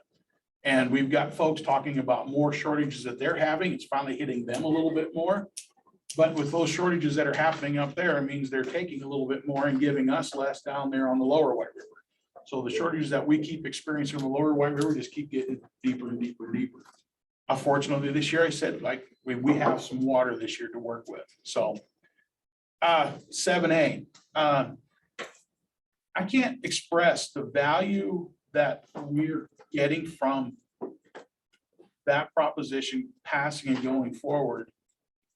And we continually remind people and myself, when I'm out there integrating with folks across Western Slope, the message that was sent, when you look at the percentages and how it was presented on projects, what's it going to pay for, what's it going to do, and the overlying support that the overall support that the whole project has. So thinking that it just ends with Amy and a presentation we're going to hear at the Community Funding Partnership is not just one piece of it. The legacy that vote had and how it passed with such large margin continues on, especially when, like I said, we itemize what it was supposed to do. That brings a lot of people back to ground. Yes, we did do that. Yes, you did. And you voted in favor of it. You had an opportunity to vote no, but you chose not to. So I continue to chime in on that 7A and my support for that as well. Finally, I've heard the past 2 days, and it took me an extra beer last night to kind of go over this, but hearing Don, best thinking time. it was, but to hear Don talk and then Mike and listen to what we had yesterday. Yesterday was hard, but yes, it was probably one of the better board meetings I've been to. But I see a time here to where hard times are creating strong people create good times create weak people, and weak people create hard times. And I can't help but believe that West Slope is doing an amazing job to enable the Front Range so that they have an ample water supply for a large portion of the personal and recreational needs. And that includes the vineyards. We do some great wine, the peaches, all that agriculture that we provide, that they take advantage and shove it over there. But yet they don't want to give us a little bit of water to help fill Powell, to fill our reservoirs, or even to take care of a recreational fishery that they get the enjoyment of, or they're encouraging outfitters to grow bigger trout so we can inject some phosphorus in that water, or keep feeding Purina trout chow. So anyway, anything that we can do to really try to shove it back at them and make it that, folks, we're going above and beyond. Hard times are always here on the Western Slope, it seems like, when it comes to water. I came here 15 years ago and I've had just 1 year where I'm like, that was 2011. So otherwise, I'm going to stop with that, and thank you for bearing with me. Thank you, Director Vandenbrink. Director Curry. Thank you, Madam President, and I'm not sitting next to you. Next time, where I have to follow up the reports, because I just challenging. So I wanted to say, first of all, let everyone know how much we appreciate Raquel. Because we had a Gunnison Basin Roundtable meeting Monday, and she has, the public education and outreach function for the roundtables is a important function, and no one seems to want to step up on our roundtable to really pick up that they don't have time, and Raquel has stepped in, and we would be lost without her at the roundtable. And in a lot of ways in our basin. And so I just want to thank you for your work there. We do need an appointment still. We had a little discussion at our Gunnison Basin Roundtable about how we should revisit this notion of getting an appointment from the River District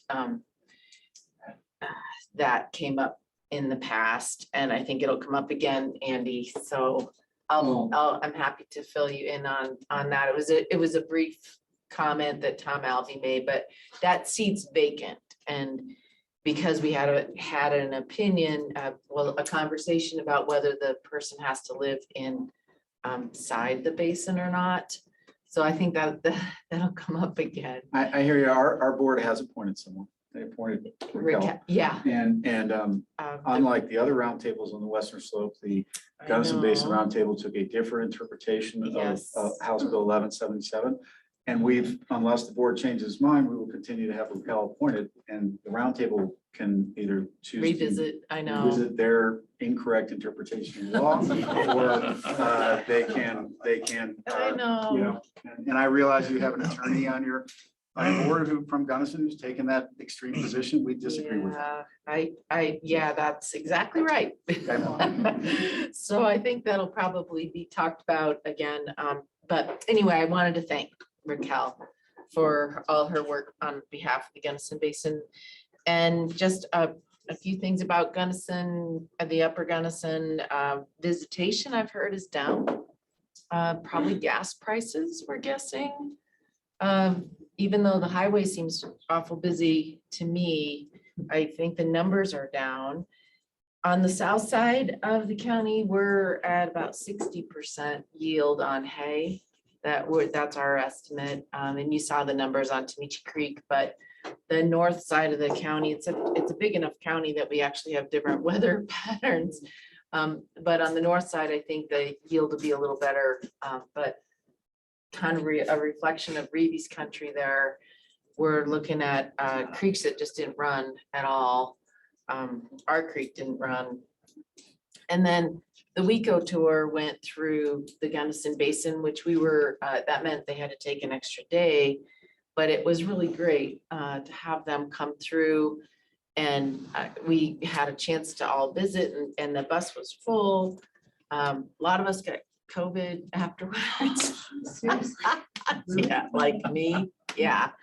Yeah, but it was worth it. So, and then they came back to the ranch. They came back to Gunnison and to the ranch, a smaller group, WECO group, and they really focused on, of all things, sage grouse on the ranch, and how important the riparian fringe is to the grouse. So that was an interesting tour, but that we enjoyed that. And I guess, we'll just keep plugging. I already mentioned Blue Mesa and how colorful it is now. But well, we just can't control that, those releases. So thanks. Thank you. Director Munger. So kind of like everybody else, we had some good early moisture. I called it the miracle May when we had, and then we had some monsoons come through. At the same point in time, we're just like everybody else. The perennial creeks are dry already. We're already hauling stock water. Grass is great, but there's no stock water. So we're continuing to figure out what our route in Moffat County is going to look like after the coal business. The just transition legislature was able to throw us a few bones, but to pass a just transition bill without any funding. So, but anyhow, we saw it rectified that just a little bit, and so, but we're still. And again, I struggle a lot with Excel and the rest, and I try to work with them, and they're my next door neighbor, and yet I kind of wonder sometimes whether they're our partner or what we're doing there. But so they have a big stake, and so does Tri-State and all that thing too. The algae situation. We're having our own algae studies going on as well, and man, they're all getting there. I mean, I keep saying they got to be a little bit similar or whatever, whether they're dumping, phosphorus in the river for the fish or whatever. But I mean, we have all the perfect opportunities: higher heat, warmer, less water, less. So, it's just going to keep getting worse and worse until all of our streams are going to be. I don't know. We need to start figuring some money or some new science to figure out how we get that stuff out of there. I would love to have you drain the phosphorus out of the river and I'll buy it from you and put it on my field in a conservative manner and save me the fertilizer. So, man, but anyhow, I think we're seeing it, and all of our the Elkhead has it. Stagecoach is having a more substantive issue with it. All of our stock ponds, they're just totally green. I don't even know how my cows drink out of it there. So anyhow, so that I wanted to go back to Director Curry's comment. So we're the roundtable, the Yampa White Green Roundtables, trying to work on some more PEPO funding. And, you know, across the basin and figure out how we can get some more support. So the Yampa White Greens advocating for that. I mean, and Alden can probably fill you in too, but I mean, you know, we're short on help and we could use some more help. Figuring out how you can have people organize. I mean, that's a tough job when you're organizing 50 people, you know, and 50 different needs. So that's all I had. Thank you very much. Thank you, Director Kaplan. Thank you. Well, evidently we're living close to right. Ag is at about 70% ration down in the Uncorrected project itself. I think the biggest concerns would be OR. You know, who's going to operate the head gate, who's going to operate Taylor Park Reservoir. That's realization is just now getting to be very, very aware in our community, you know, and the fear factor is there. One of the problems that happens is that, you know, there's so few people that are in agriculture anymore. They're the ones that are concerned. Friends of the Unk are, they're not, because as long as we divert irrigation water into that valley, the Uncorrected looks good. One of the things that is happening, we started corn harvest and they're harvesting grain. So those acres will stop using water. That water can then be put on other crops to finish them out. It's been a good year, particularly for corn. You could almost hear it grow. The other thing is we've had some rain in the San Juans that ended up giving us some muddy water. We don't know what a relief muddy water is because it does help some of that moss that we've had problems with ever since we tamed all our water and it comes out of reservoirs.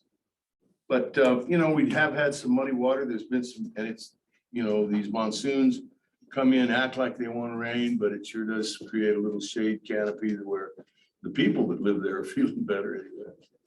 You know, and their hopes for rain.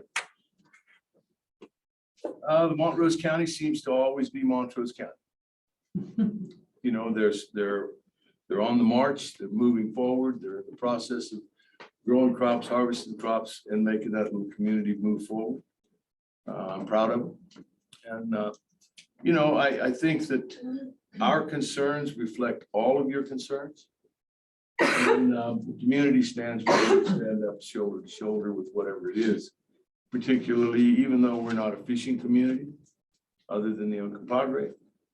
The idea that water is too hot for fish to live in because of operating decisions, that strikes the fair play bone in a lot of people. So I think if you ask for help, you probably get it. Anyway, that's all I've got. Thank you very much. Thank you. Grand County, life's good.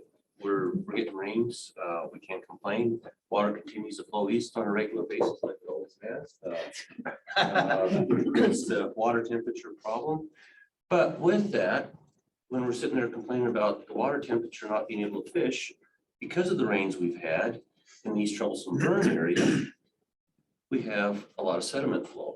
So water temperatures drop because of the flow, but the color's so far off, no one can fish. So it's been creating a problem. I noticed yesterday down here, I think the discoloration is probably from these troublesome fire, specifically off the east troublesome side of that. We've been discolored there for over a week now. For some reason, when that water binds with the soil, it binds and it will not release. It'll take, you probably put it in this glass here and it would take a whole week for that to drop out. It's just amazing what happens after that fire and stuff. Willow Creek has had major issues. 125 has been closed several times because of the heavy rains and debris movement across that particular road. Windy Gap connectivity channel, thanks to 7A, is now starting with some of the construction phase up there, which is a positive. They're starting to clear some right-of-ways and stuff. So that's all a positive movement from the Grand County side on that. That's about all I have. Thank you. Sorry, Director Gray, you're. Adding on to what Director Longer said, we're continuing in the AMP to live within what Mother Nature gives us. And it's a lot easier this year than it was last year. I think the next 30 days is going to be really key. We just got this last 4 or 5 days, the wind was blowing, it got a lot hotter. And the ditch on our place dried up. It's still running a little bit, but it doesn't take long for things to get desperate then. So I think the next 30 days, if we can continue to get some monsoon, would be really pretty nice, but we'll see. We've been determined to be over appropriated in the AMPA for the first time ever. So thanks to the River District, we did a needs study and to see what part of the augmentation water could be supplied by Algae. And Wilson Water Group perform that. We now have that map. We're going to have some areas within the county that are not going to be able to be augmented by water from Algae. So we've got a lot to go there, but we're making progress. We have the opportunity possibly to get some water given to the conservancy district that we've started, that might be then in conjunction with the county able to be the blanket AUG plan administrator. That's a ways off, but that's what the direction we're kind of looking to go. We just finished, I didn't make the last roundtable meeting this last week, but I'm sure all the tell me if I'm different. But we did approve our IW Integrated Water Management Plan recommendation list. It's been 3 years in the making. Strong in that recommendation list was to pursue mechanisms to use the limited storage we have to benefit all users. That's something that we've been looking really hard at for a couple of years. Last year, the River District, through Andy's authority, and you guys, actually, we brought it to you guys, kind of primed the pump with some releases from Algae to be used to keep a call off the river. This year, we went to the Yampa River Fund and we got half of that money. So that's going the right direction. We didn't get any pushback from all the other interests in the basin that could go that direction. And we've been making the point, this is all in the lower basin, that releases to environmental uses mean that water right owners are still on the bank watching the water go by, even if they're senior. But we've kind of sold the point that if you release water to a downstream user, the fish and the rafting and the temperature all the way till it gets there, the multiple user benefit concept. Now all we have to figure out a way to do is to legally use the limited storage we have legally to get it down there. So I think that's all good. I'm trying to think of some things that are actually progressing in the right direction, I feel. Along with that, I asked Andy and Amy and Hunter last meeting whether we should look again at hydro on Algae, and if they're looking into that. I have good business both of those last night. It's never been economical, but we have other owners of water in Algae besides ourselves and we have some infrastructure money, maybe possibly we could have for some capital things, and there's some pieces to go. But it seems to me, and I don't know if any of you others have this opportunity, probably not. We have Algae's unique and it almost always fill. We heard that it came close to not doing that this year. But for instance, the city of Craig has a water park plan and they have 5,000 acre feet in Algae. And if we had a hydro there, that we could have what you call a wheeling charge to run it through our generator, and they could get paid for using some of their water whenever they chose to. I know Stagecoach is kind of, I guess, turned the light on in my mind. They have a hydro. If you have a hydro at your dam, you've fulfilled the beneficial use if your water is adjudicated for that. And then so you don't need to have this legality of how do we get water in the river. And so I'm pretty excited if the economics will work, and that's where these guys are at right now, is looking to see if the economics will work. But I'm pretty excited to say, you know, we have 20, maybe not quite, we have 15,000 acre feet of storage in our reservoir that's going to refill, and that we've never been able to really put to much use other than if we pay for it ourselves. That could benefit all users in the river. And so I think we're going down a great path in some of the stuff that's going on. Last but not least, there's been several staff visits to the Valley of the Rico. Unfortunately, just because of my schedule, I've missed all of those. So I guess that shows that you don't need to be there. But I heard good things about them all. And so the River District's presence in the valley is very well felt. Director Beckman. Yeah, first of all, I'd like to first thank the staff. We had a great State of the River presentation in Garfield County. It was really well attended. I thought it went super well. So thank you. And I think those are phenomenal things to continue to do. Like everybody else, we've had great rain in the spring, good monsoon season. You know, we worry about that, closing the canyon down, and we've only had a few closures due just to the threat, but we haven't had any big debris flows or mudslides. So that's a positive, getting the rain, but not having the canyon closed with the mudslides. And the last issue was I did get a call from a local outfitter fishing, and they are starting to see temperatures, even in the Roaring Fork and the Colorado down here, where they are going to be limited to fishing. So that's probably going to, be impacted here in the near future. A fairly big industry in these valleys of fishing. So we are definitely seeing some impact from that. Thank you. Thank you. Director McGinnis. Thank you. Well, our report, my report would go along with a lot of yours. We've had good moisture. But I would like to take this opportunity to kind of share with you philosophy we've changed down in Mesa County, and that is that, and it applies, I think, let me step back, it applies, I think, to us, because I think we have a future of pretty heavy litigation, a lot of unfairness coming in, and a lot of people wanting to pat us on the back and kind of go along to get along.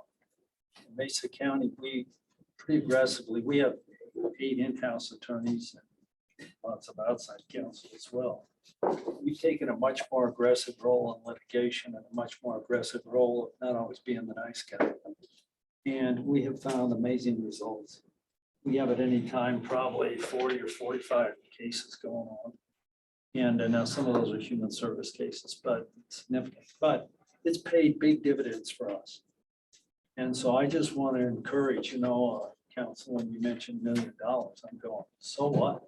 I mean, we got so much to lose, and I thought you did an excellent explanation on the risk is pretty low, but the cost, if it hits there.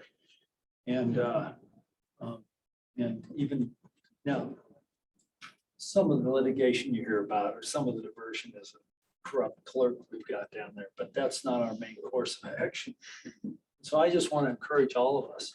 I think the time's coming where we're really all going to have to figure out what our partnerships mean, and when it's appropriate to be the good guy, and when we've got to really dig in our heels and fight like hell. That philosophy we've adopted, and I'm amazed myself of the results we've gotten. And back, in fact, my guess would be as we've resolved in a positive sense more legal matters, taking that than we have with the previous kind of policies we followed. It's gotten us results, and not too long into the cases. We actually think we may be saving legal funds.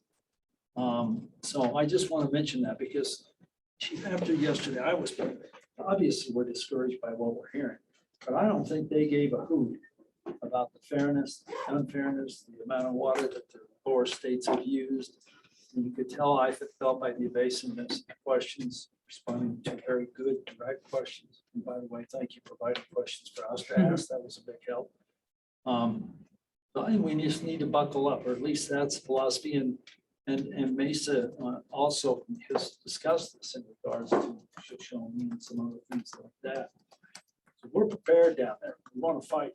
And we want to help the River District fight. When that move. Thank you. Director Hawes. Thank you. Yeah, just to reflect on what other people are saying about the monsoons, I think that's just been such a relief to get those. It's also helped really tamp down demands, which has helped, I think, all of us, and maybe wildfire risk, that maybe that's starting to turn the corner here. So that's of concern.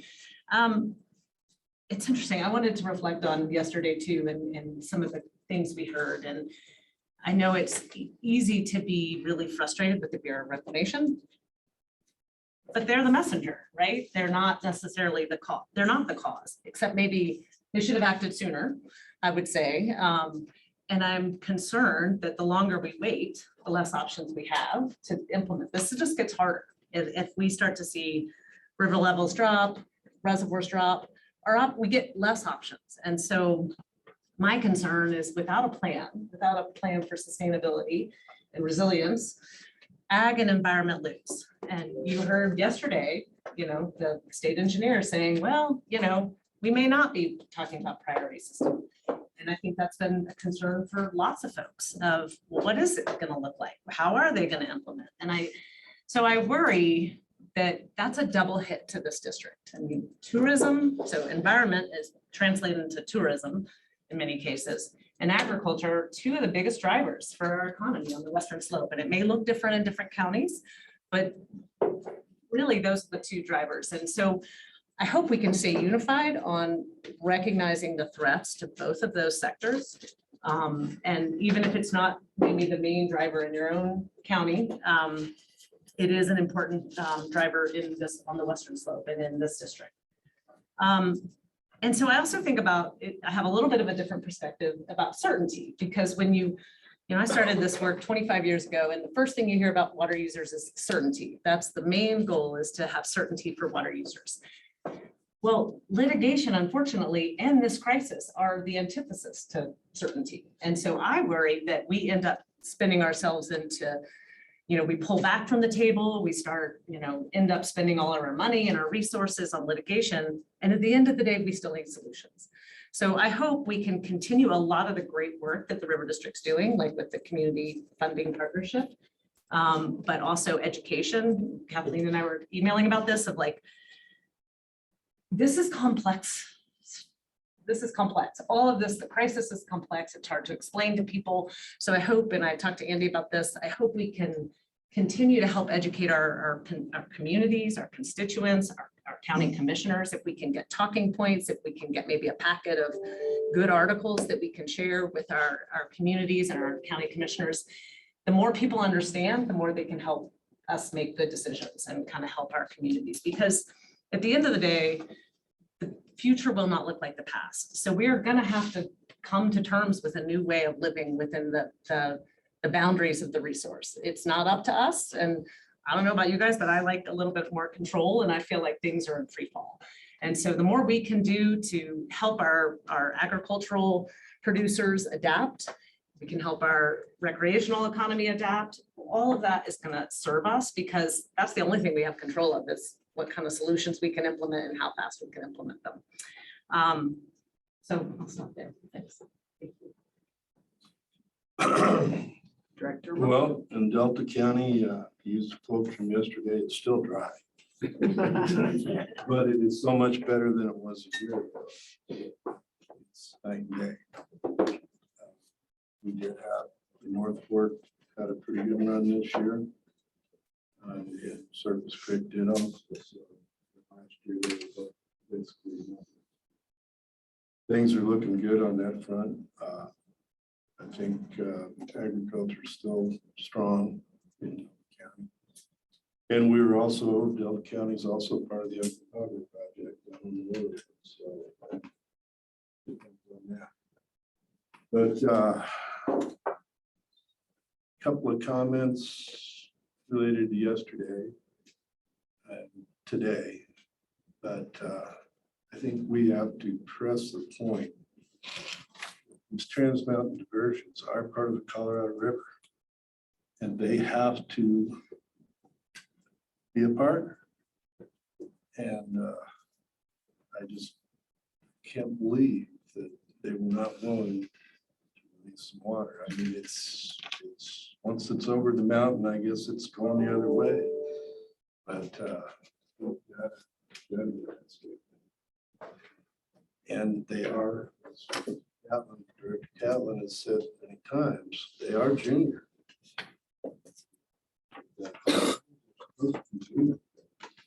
I don't know, I think it sounds to me like we need to start putting pressure on the state engineer to enforce some of this.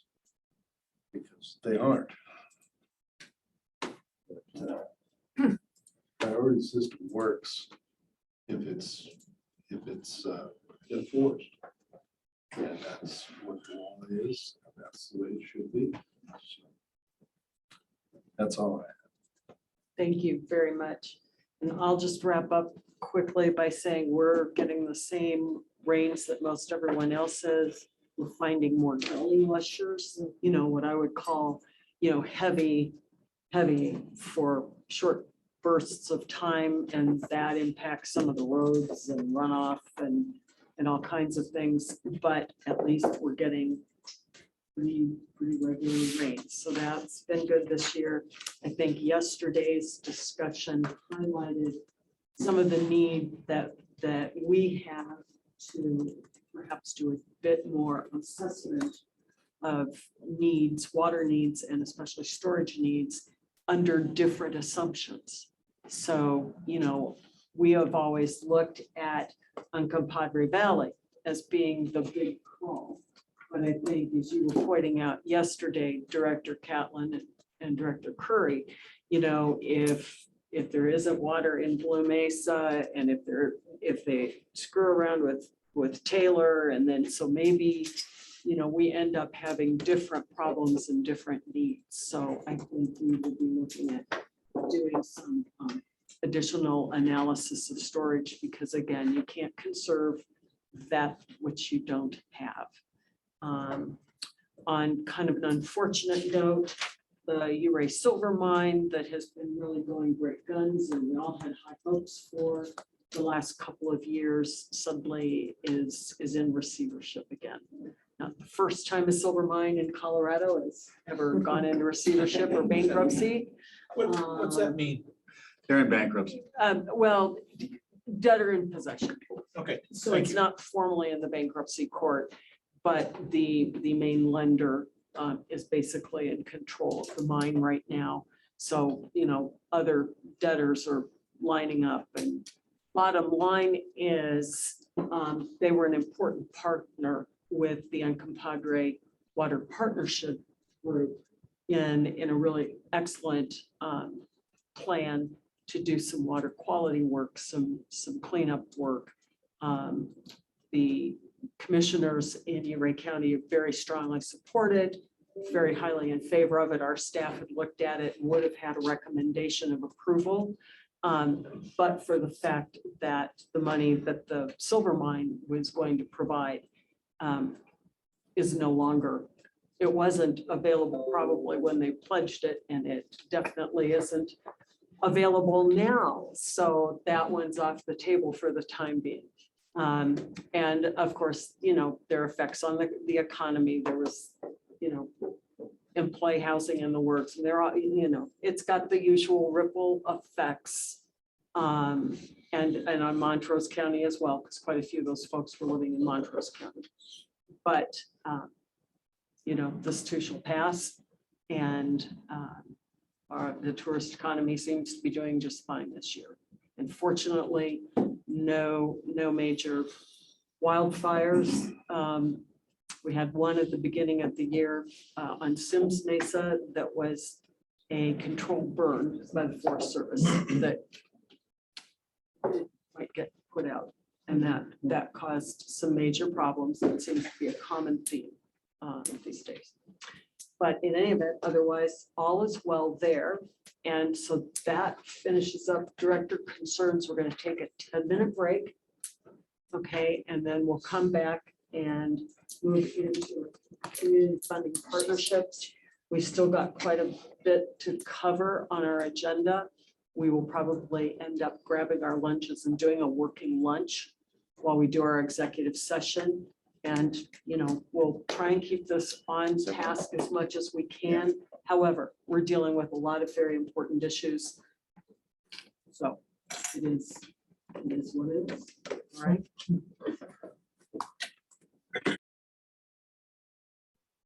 Glad you guys had a good time. Yeah. Thanks for the Okay, tips. I can I hope get it worked out. started again. Here we go. Okay. So we are going to move on now to our really wonderful part of the agenda. Funding partnership applications. And once again, this is the 7A money that our constituents so overwhelmingly approved, and the applications that have been submitted and are proposed for approval are, again, a wonderful reflection of needs that we are being able to assist with and meet throughout our district. So take it away. All right, thank you, Madam Chair. Good afternoon to the board. We have 2 action items to propose to the board. But before I do that, I want to talk a little bit about our accelerator grant opportunity that we've recently launched, which I think is a good reflection of how we're trying to be nimble and responsive to our water user needs with our 7A money. So I'm going to briefly go over our accelerator grant opportunity that we launched in early June. And as a reminder, we discussed this concept at our last quarterly board meeting in April, and this is an outgrowth of some of the internal work that we've been doing at the River District with a team focused on how do we best support our water users in accessing and securing bipartisan infrastructure law funding. And so I like to show this graphic as a good representation of our thought process behind the accelerator grants. And again, this is something we created as part of our internal team, and more specifically with Helsinker really dove into building this. But it's a nice visualization of, it takes a lot of steps to get ideas to action and to move through that process of when projects are ready to access federal funding.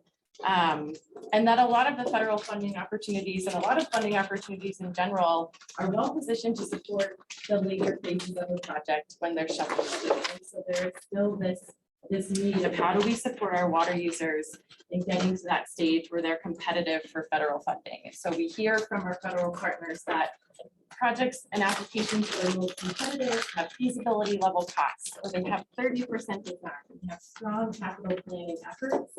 And so our accelerator grants are intended to really focus on this box 3 and 4 of how do we help our water users once there's been potentially a stakeholder endeavor, there's still that community buy-in, move through those conceptual design and feasibility stages and some of the early phase design, red flag environmental review opportunities, really looking at their benefits, the benefits of their projects. So at the other end, we have really competitive federal funding applications.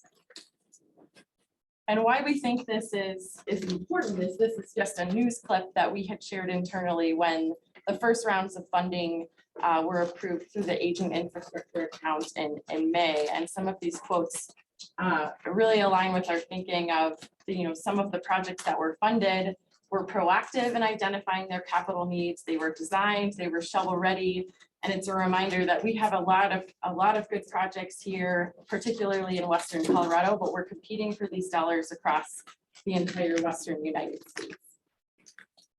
And so our accelerator grants, again, we launched in early June with funding to support the grant writing, the feasibility, early stage design, preliminary environmental review, benefits analyses, early stage engineering, with a final deliverable of a federal grant application submitted ideally in the 2023 cycles and in no cases later than 2024, because we see 2023 and 2024 as pretty critical years and when bipartisan infrastructure law money is still very much on the table.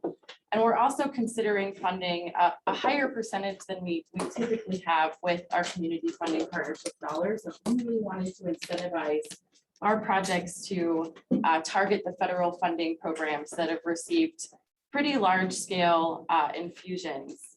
We're working through our standard application process with 2 addendum questions of wanting our water users to clearly articulate to us what are the federal funding opportunities that you've identified meet the criteria for your project. And so we're certainly helping on that front with our water users to say, here's where we think you might be most competitive. But we've also encouraged our water users to reach out to the federal contacts so they can also help steer our projects in the right direction. And so that's what we want to see with these addendum questions that we've asked. And then the other question is, give us an idea of the ballpark costs of your total project, because in most cases, these federal funding opportunities will cover 50%, maybe 75% in certain cases. So we need to start thinking now, where is that other portion of the match going to come from, so that we can either support it in part through our community funding partnership program. But again, we're working on building our fund balance, but we may need to start conversations with the state on, ideally, if we're successful with this idea, we'll have federal funding applications that are awarded funding, and we need to support those projects in securing that last piece of match so that the projects are implemented. So that's our intention with the accelerator grants. We've seen strong interest, and our water users have been really receptive to this. We continue to have pre-application conversations, and we've had just rough counting at least over 20 conversations with projects that are looking at our accelerator grant opportunity. We've asked for those applications by August 1st so that we can support those that we may be able to make those decisions on through our authority under our general manager authority, and then bring any larger requests over 50,000 to the board in October. So time will tell how successful we are, what applications we get in the door. This is also a really great learning opportunity for us at the district and for our internal team to talk with our water users of, this isn't eliminating every barrier to federal funding, but it's a start. So we're learning a lot through this process of how is this helpful, and how can this, again, potentially catalyze a greater investment of dollars on the West Slope. So I'll give one example of an early stage accelerator grant award that we recently awarded, and had been talking with this entity prior to launching the accelerator grant round, but gave us a great example of how to think through this process. And so this award is for the Big Blue Ditch feasibility study in the Cimarron watershed, where the ditch is at risk to landslides, steep slopes. They have a significant aging infrastructure needs. They have a partnership established with the ditch company, the Cimarron Valley and River Watershed Coalition, and Trout Unlimited.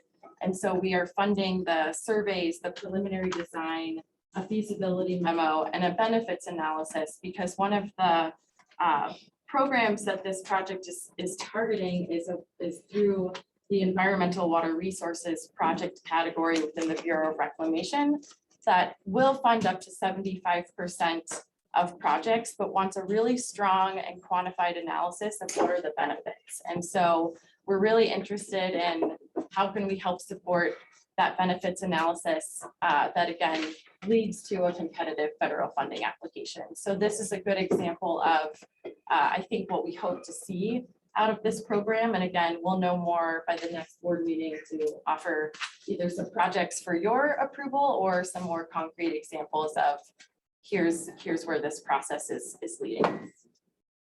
So I'll pause there for questions. So how does this money, and sorry if I missed this in the memo, but how does this money get carved out of the bigger pot of money? And in some ways, the regular partnership funding could be used this way. Is that right? And is this just kind of a way to put a spotlight on this? And you're right. Our thought process here is this funding is coming out of our community funding partnership allotment, our program. It runs through the same criteria and guidelines for that. But our goal here was really to incentivize and put a spotlight of, we may fund a higher percentage of these costs, to put some sideboards of we're willing to fund these stages of a project, and to put a deadline for these requests of Again, we really need to start this design work now if we're going to have competitive applications ready for 2023. So it is a little bit of that spotlight mentality of putting a clear marker of this is something we're willing to fund at this percentage.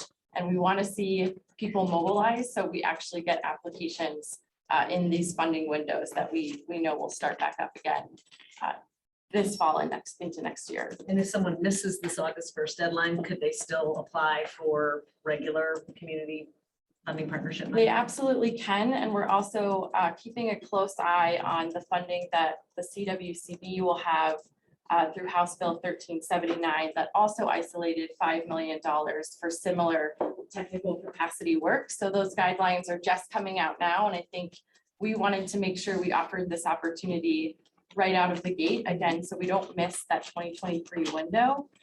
So again, we'll learn through how this process works with this first round in August. Consider how to move forward as our team at the Community Funding Partnership will also looking at how the state funding can complement these efforts as well.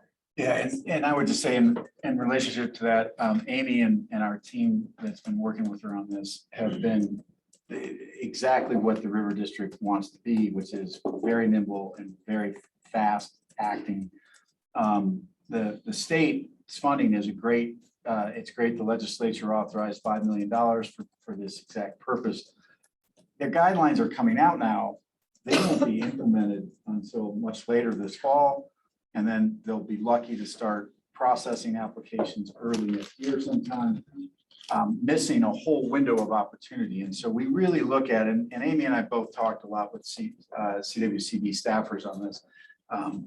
This is a complementary program to what they're doing. We're just able, because we're smaller and more nimble, to get out there faster and help our water users. Because there are these opportunities, London, as Amy's slide shows, other states are already well positioned to take the money if we don't get into the queue. So it's really a great opportunity, and my hat's off to Amy and the rest of our team who put this idea together. So it is great to see it out there. Thanks. Quick question. And I may just be not up to speed, so I did have a constituent ask me, how do you get in on this? And I told him to call. But is there a cheat sheet so that I'm not so concerned about big entities that have big budgets.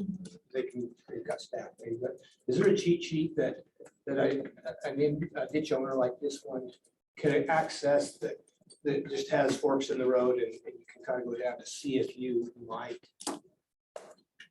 qualify? Because otherwise, we have a project, we have something, and say, well, wonder if that river district can do that. But we don't really know. And I'm not saying it's not because you don't have it available. I probably just don't know. That's a great question, Director Gray, and I'll respond and let me know if this fits your question. So maybe a couple fronts of resources that we might have available. I think we'll talk about our new website platform, and as part of that, we've added an opportunity where any constituent can sign up for a 15-minute phone call with us. It's just an early removing barriers to entry of, if you have an idea, you can easily sign up for 15 minutes with one of our staff members to talk about their project. We have fact sheets that we can provide just that give some early specifics on our community funding partnership, just a simple one-page sheet that I can make sure you have to pass along. And then we recently worked with our external affairs team to do a Water with Your Lunch webinar specific to the accelerated process. And then we also had Raquel talk a little bit at a high level of some of the more common federal funding opportunities that exist.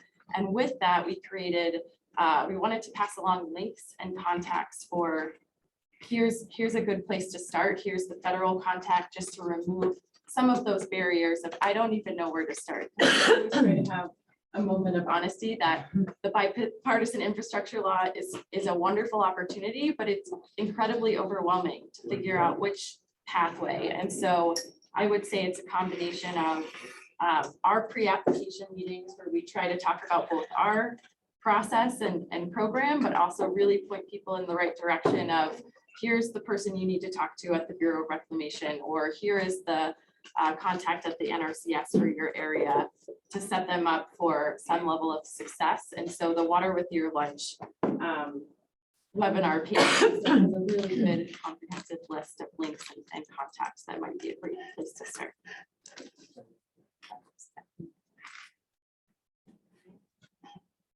All right, well, let's dive into our action items. We have two projects. They are both primarily located in Route County. So unfortunately, Director Munger had to take off, but we have discussed both of these projects and recommendations together.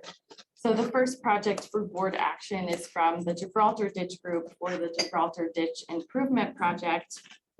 This ditch is located about 5.5 miles east of Hayden. It parallels the Yampa River and provides irrigation water to 3 agricultural water users and supports about 800 acres of farm and ranch land. So it's wholly used for agricultural purposes. Right now, this ditch system does not have a formal headgate structure and operates essentially as an uncontrolled diversion. So currently the ditch system diverts a lot more water than it's decreed for. It basically takes in what the river provides it because it doesn't have a headgate at their point of diversion. And so this project will construct a new headgate at their point of diversion and also reconstruct a portion of the ditch bank above the railroad crossing to provide more control and stabilization for their ditch. So again, this new headgate is intended to better control their decreed flows. It will significantly reduce O&M costs of the high level of debris and trash that gets swept into the ditch because of the high flows that they have to divert and then previously have returned through an existing turnback structure further down the ditch. And so by better controlling the water, they're able to divert at the source and leave more water in the main stem of the Yampa rather than having to true it up further down in their ditch system. So our project benefits are supporting our agricultural users in the Yampa Basin, particularly as these users and ditch systems adjust to stricter administration. They're adjusting to the changing river conditions. Again, this particular ditch wholly uses its diversions for agricultural purposes with pre-compact water rates. I mentioned the significant impact of this project is better control for this ditch system, reducing the O&M needs on the ditch related to the trash and debris that flow in, and supports, again, keeping more water in the Yampa River rather than an uncontrolled diversion of basically sweeping however much the river pushes into that ditch system. And so we do have multiple partners and support letters from the Route County Board of County Commissioners, the Upper Yampa Water Conservancy District, that is also a funder, the Colorado Cattlemen's Agricultural Land Trust, and the Nature Conservancy, and also the NRCS, which is a project funder. The location of this headgate would be on the Carpenter Ranch that's owned by the Nature Conservancy. We are recommending a partial funding award. Initially, the ditch group requested the community funding partnership to fund about 40% of the project costs.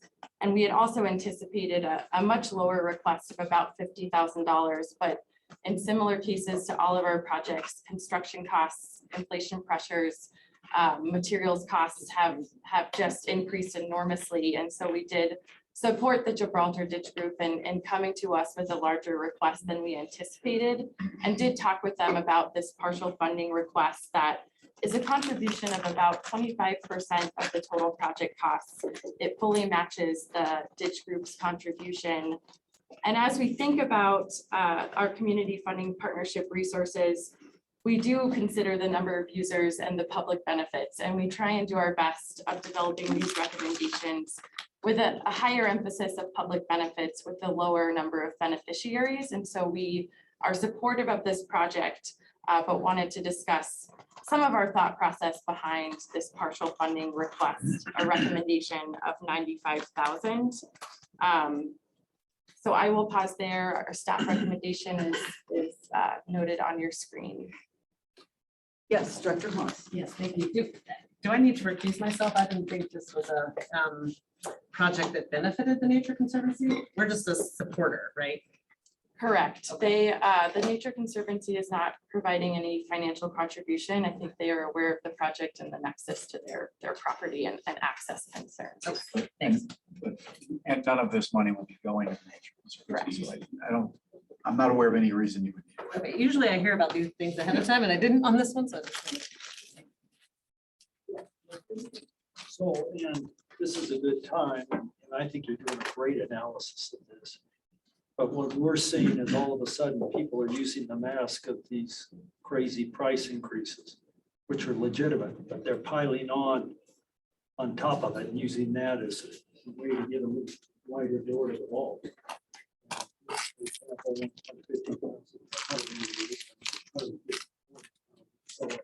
300% increase. Saying because the construction costs are going up, that's not what you're recommending. But I do, we need to be on alert for that. We really need to, clearly the costs have gone up, but not to that kind of an extent to jump us. And so I think one of the things that you put that out there is we need to look, I'm big on burden sharing. People look at us as a piggy bank. So we, and we're the new bank in town. So we're going to get we look like the easiest target. So I appreciate your analysis on this, but it's not just temptation. It's just kind of become standard rules to way overplay inflation, specific impact of their project. I'm glad we cut that. Probably a little more realistic. Director Curry and then Director Chandler. Thank you, Madam President. So the 58 grand that we, the request is for 153. If we agree to 95, does that impact the viability of the project? I have just, again, we discussed the partial funding recommendation with them. They are motivated to get to construction this fall. And so they are looking at ways to increase their own ditch group's contribution to get this done in the fall. So they still think there's a path forward here. They think that they can increase their contribution to make this happen. So the three entities that are mentioned are individual irrigators. So the three entities aren't the nonprofits, they aren't the Nature Conservancy and Correct. So the Gibraltar Ditch Group is a tenancy and common arrangement of the three agricultural users. so those guys have to come up with an extra 60 grand to get this thing built during low flows this fall.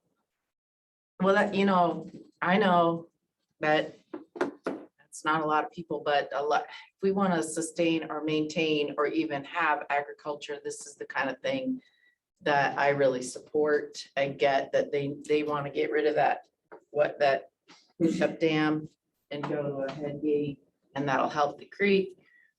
I wish we could do the whole, to be honest, I wish we could do the whole 153, because this happens at the roundtable level. No one is getting what they're asking for, and they ask for these for a good reason. That's what it takes to get these things built. So we just have to, as a board, realize that, they got to find another $60,000 between now and September to get it built, and hopefully they can. But that if that's 20 grand per family and it's only 800 acres, that 200 acres or 250 acres that each family might be irrigating isn't going to pay that 20 grand. So this is just the reality of it. But I understand, you wanted a little discussion on the partial funding notion. And I always ask the question, does it impact the long-term viability? Will the thing get built if we don't give them more? And it sounds like you're thinking it doesn't tank the project. So those are just that's some feedback on the request to give you some input on the partial funding. Director Chandler Henry and then Director Gray. I think my question was exactly the same. And what other sources do they have to go to be able to get this project done, or are we leaving them in the lurch? And like I said, you know, we've talked with them about their ability to move forward. They feel like they're motivated. They feel like they can get it accomplished. The one piece that I didn't mention in terms of, you know, some of the increase in costs is that this project did also apply to the Yampa River Fund, another local source, through their construction category. And as that funding source is getting off the ground, what we've heard is that their awards really prioritized additional flows into the river. And so this project did not receive that funding. So that was another consideration of entertaining a higher request to our community funding partnership, given the outcome of that they did not receive funding. Okay. Director Gray. And then Director Ely. I actually sat on the board of the Yampa River Fund and we reviewed that request. The Yampa River Fund does have different criteria than we do. I will have to say, there is in particular, one of the irrigators is pretty sharp. And I think to your question, Director McGinnis, it's in their best interest to control the cost. I mean, that's what ranchers do every day, is figure out how to control the cost. So there's a pretty good governor there. These guys aren't just gonna go, well, they doubled the price, so we have to pay it. They're gonna go, why? And what part doubled besides your profit, you know? And so I think I feel pretty good about the entities involved there, at least up to this point. And so I think it's probably it's a good project. And I think this level is about the right place. Also, those guys are going to be able to do some in-kind stuff also, which is always, if you're in agriculture, it's a good way to get where you need to be without having to write a check. And there's some pieces they can do, I think. So anyway, I think it's all great questions. In particular, I'm sensitive to what, all these, I'm trying to get a house built and I have to do that every day. I get a price and I go, wait a minute, well, things went up. Okay, show me the invoice, you know, and how much was it? And so you just have to do some diligence, but I think we're in the right spot here, but it's a great question. Director Ely. Do you know if they're under any pressure from the division engineer up there to get a control structure on the ditch? I can't imagine there's a ditch without a control structure or some kind of measuring device or something. We have talked to the division engineer about this project, and while I don't have her formal statement on this, they are, I would say, getting pressure from administration concerns, and the division engineer in that area was supportive of this project from an administrative standpoint. Nothing threatening. Nothing threatening, John. We did a diversion structure assessment on the Yampa through our roundtable, and this was one that came up with the multiple benefits for boat passage, fish passage, and then the push-up thing, which they do with these big bags sent into the river. But it was okay. I mean, it doesn't go very far from when it's diverted towards there's a turn back to the river. It's not like it goes 2 miles and finally gets put back to the river. But this is just a better system, and mainly it can be controlled daily instead of, you know, you get a little event or something, the river comes up and all of a sudden it's doing damage and stuff. So. All right. Is there, yes, Director Hazard. I just wanted to say I really appreciate the presentation, but I also like seeing the percentages of the breakdown of the funding. So yeah, I just think sounds like a great project. Move staff recommendation on this. Second. Motion by Richard, second by Catlin for staff recommendation. Any further discussion? All those in favor, aye. Aye. Opposed? All right, that one's approved. So our next and final board action item is from the Bear River Reservoir Company for Stillwater repairs to Stillwater Reservoir. Again, this project is located in Garfield County.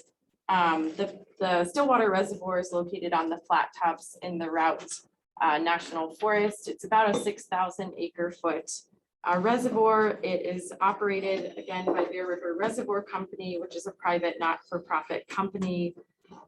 So located in Garfield County, the water benefits accrue in Routt County. This reservoir has been under a partial storage restriction since 2019. And so we worked with the Bear River Reservoir Company on their compliance plan with the state engineer's office on this request, which includes components of developing some solid construction cost estimates for repairs to both of their abutments, given seepage concerns on both of those areas, and then also repairs to their outlet and hydraulic systems that were also identified as near-term immediate repairs to allow for the safe and reliable release of water in this reservoir. So looking at the project benefits, again, this project largely provides water releases for agricultural purposes in the Bear River system, which is a water short area high up in the headwaters of the Yampa River. This also supports an emergency municipal supply for the town of Yampa. So there is a small 2% municipal share in this reservoir. Our viewpoint on the project benefits is that rehabilitating this reservoir and moving them towards a place where they can remove that storage restriction helps provide the wise use of our West Slope resources, helps provide a reservoir opportunity to extend the timing of flows from the Bear River for late season agricultural purposes. I do also want to mention that this project is part of a recommendation that Director Gray mentioned within the Yampa White Green Integrated Water Management Plan to identify repairs for existing reservoirs and existing storage in the Yampa Basin. So this is a project that supports some of the long-term goals that have been identified in that IWMP.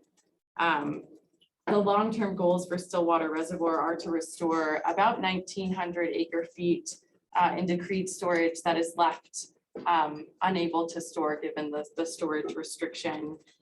We do have letters of support from both Board of County Commissioners from both Routt County and Garfield County, given the dual impact of where this reservoir is located, and also the town of Yampa, which is the closest municipality to this project and also a 2% shareholder. So the conversations on partial funding is extremely helpful because we do have both of our requests, our recommendations are partial funding requests. So initially Stillwater Reservoir and the Bear River Reservoir Company requested 45% of these near-term cost actions. We are recommending a partial funding award of $125,000, which is about 30% of the total project costs, and reflects our conversations with them of potentially increasing their contribution, which was about 9%, and also looking at additional support from local funding sources. And we've talked with the Upper Yampa Water Conservancy District that also feels well positioned to support the repairs on this. So again, we've talked through opportunities to keep these needed repairs moving forward so that they can maintain their process through the compliance plan through the state engineer's office. And when we considered our recommendation, we did also consider past investments by the Bear River Reservoir Company that they've taken to invest, what led to the choice of we really need to near-term actions of upgrading our outlet and hydraulic systems. We need better construction cost estimates on the abutment repairs to move forward with this thoughtfully. And so the Reservoir Company has invested outside of the 9% that they're supporting for these projects, about $120,000 in out-of-pocket expenses to complete some of these incremental steps in engineering and analysis and looking at their seepage issues. They are funded through assessments across 20 shareholders, and they have quadrupled those since 2011. So we are working closely with them of questions we always ask for reservoir rehabilitation projects of how are we looking at maintaining these systems into the future. They also have completed a loan feasibility study through the CWCB to look at loan options for the abutment repairs that we expect to be costly. And this is another area where there may be an opportunity for infrastructure funding that we can help support the Bear River Reservoir Company into the future, knowing that this is not the only need to get that reservoir to a level of long-term function. Okay. Yes. Thank you. Thank you. So that is just great work. So you checked into whether they did talk to CWCB about loan potential. That's really good work. Yeah, so they have completed their loan feasibility study, working with CWCB. So we were supportive of just all of the groundwork they are laying to acknowledge that there are significant needs for this work from a financial standpoint. That's just so thorough. I appreciate that. If there isn't any discussion, I can make, oh, there's discussion. Never mind. Okay. Director Van. And this restores full capacity of that reservoir? Not yet. So what's the next phase gonna cost? A lot. Oh, I get that. I work on a dam. Nothing costs less than $1 million. I think part of our funding will go towards getting clear-cut construction cost estimates that I don't have the ballpark cost range of what that is, but we know it's going to be expensive. And so we are helping them work with other partners on how do we position them to move forward with the final repairs to alleviate the existing storage restriction and not put them in a position where the reservoir continues to deteriorate and they're under greater storage restrictions in the near term. And on the roundtable, we've talked about this project for at least a decade, where it's been out there. So, I mean, it'd be nice to kind of see a schedule, and I know that's probably outside of your realm, obviously, but I mean, come on, let's stay progressive and aggressive and let's get this thing fixed rather than trying to piecemeal it together. And we need to get it done. We need to get the solutions done. And I know the financing is a hard piece of it, but I'm supportive of the project, but come on. And I completely agree with you. I don't have their compliance plan, I think, in our board materials, and I'm happy to share it, but they do have an outline of their intended timeframe of ideally moving to construction in the 2024 time period, depending on how things progress. So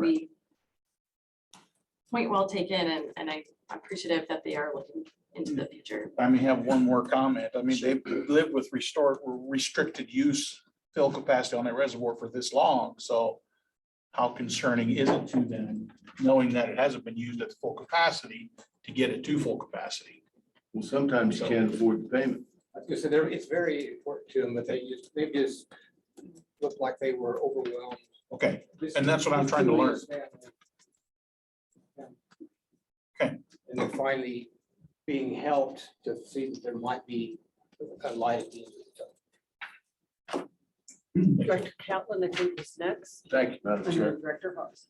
The only question I have, and this might be something for other reservoir fixes, is what is their storage date? If it's pre-22, post-22, those are some of the kind of things that we could give them more points or, you know, in your analysis, being able to say to us, this is a 1910 storage, right? And those are the kind of things that we can move forward and try to help you with. Today, you don't have to answer that question. I just something to think about so that when we look at these applications, it's something the board could say, yep, that's one of those we need to hurry. Great. Yes, Director Haas. Thank you. So what does our role become after this? Will we, because this seems like a great fit for the aging infrastructure funding from the infrastructure bill. And do we help with that after this gets to this point, or do we turn it over to like Upper Yampa? Like, how do we stay engaged? I think we can stay engaged on multiple fronts. So with, funding work through the community funding partnership keeps them moving. And then through all of our work with the bipartisan infrastructure law, I think we are trying to play matchmaker of being aware of what are the existing opportunities, what is the best fit for them. I think the aging infrastructure has to be a Bureau of Reclamation facility. And so that might not be the best bucket, but there are other opportunities through the Bureau, like there's small storage opportunity that we will start to do our best of how can we best position them to apply for some of that funding. We can help work with them on congressionally directed spending opportunities. There's a whole host of ideas that I work closely with the technical team at the River District to stay engaged with these projects and help them where we can with all of the other efforts we do beyond providing the direct funding. Yeah. Perfect. Other questions or comments? Is there a motion? Second. Moved by Gray, second by Catlin. Any further discussion? All those in favor, aye. Aye. Any opposed? Nay. All right. Thank you very much, Amy, again for a wonderful job.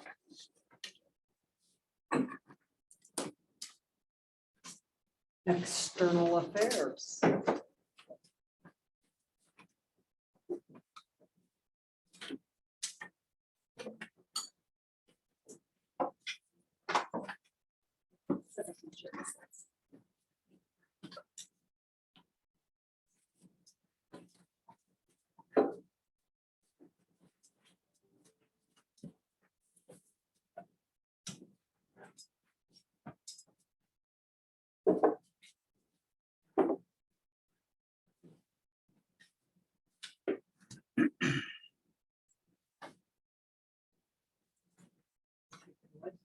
All right, thank you, Madam Chair, and good morning, directors.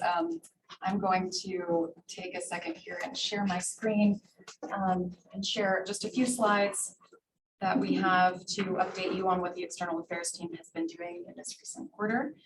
Let's see, sure I'm sharing the right one. And I'm working off Wi-Fi here, so hopefully it runs smoothly.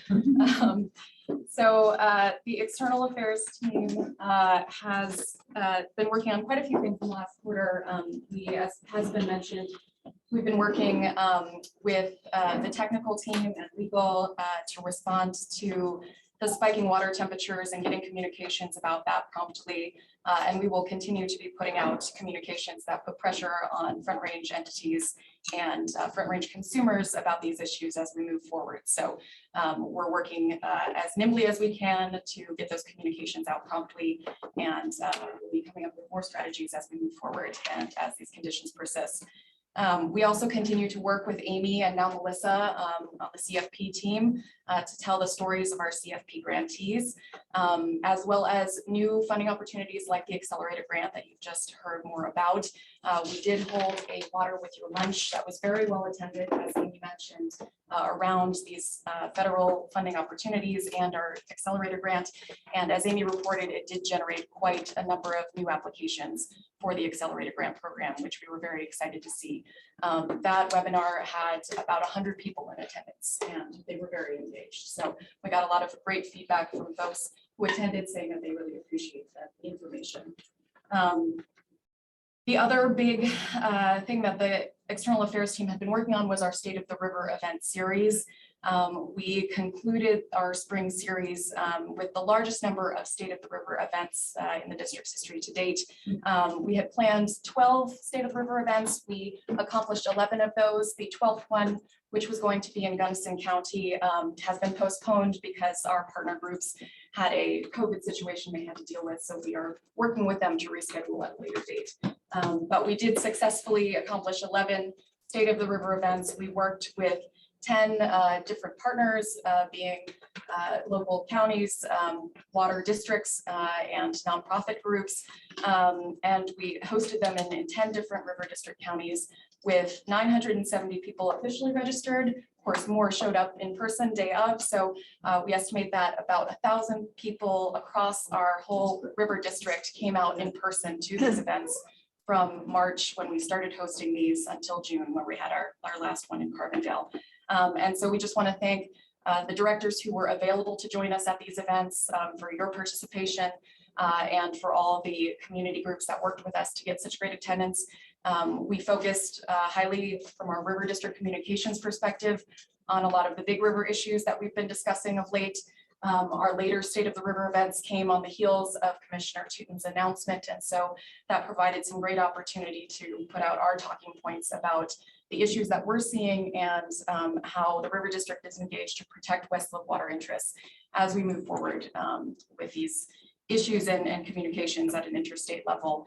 And we also had Attorney General Phil Weiser, who was able to attend the Summit County State of the River and provide comments directly after that announcement, supporting a lot of the River District's positions on the main issues with the Colorado River system being taxed due to climate conditions and lower basin overuse. So we'll continue to keep up those communications with the folks who attended and have prompted them to come join us at our annual seminar, which is entitled Overdrawn, given the theme that we're seeing in the greater Colorado River Basin. So that is being held Friday, September 16th at Colorado Mesa University. We have just opened up registration for this. We are still in the process of confirming speakers, but we're looking forward to seeing all of our directors and others there as we dig deeper into these intense issues that we're all dealing with.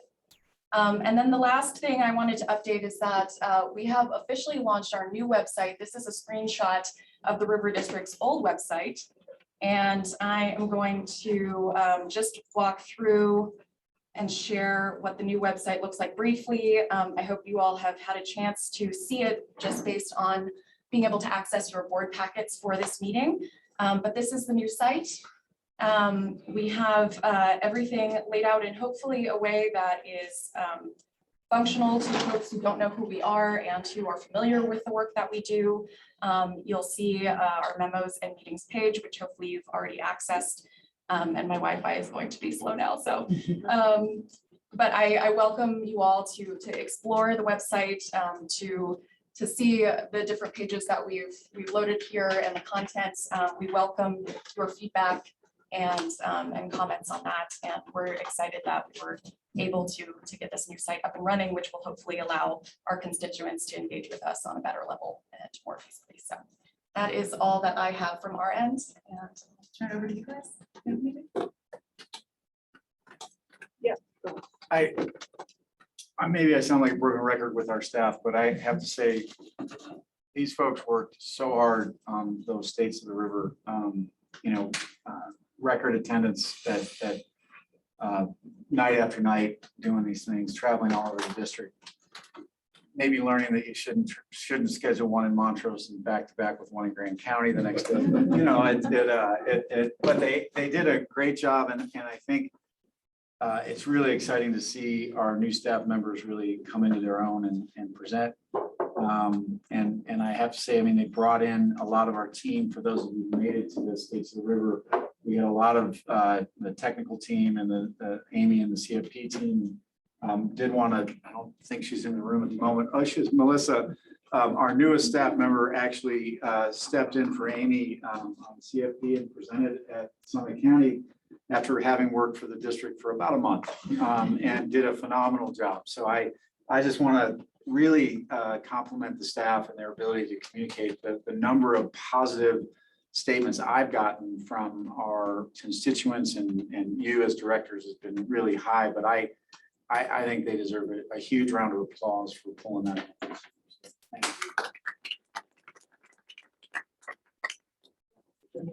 you. So first of all, yes, the state of the rivers went really smoothly and stayed on time, which they haven't always done in the past. So that was excellent.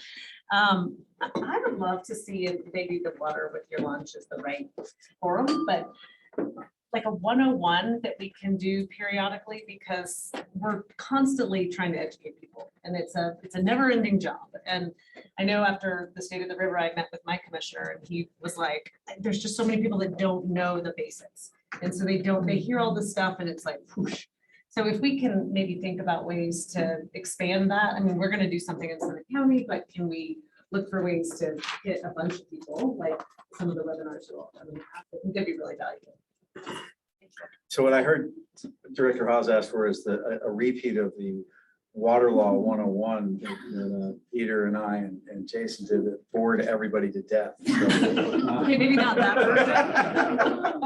I didn't see that version, but maybe higher level. Yeah.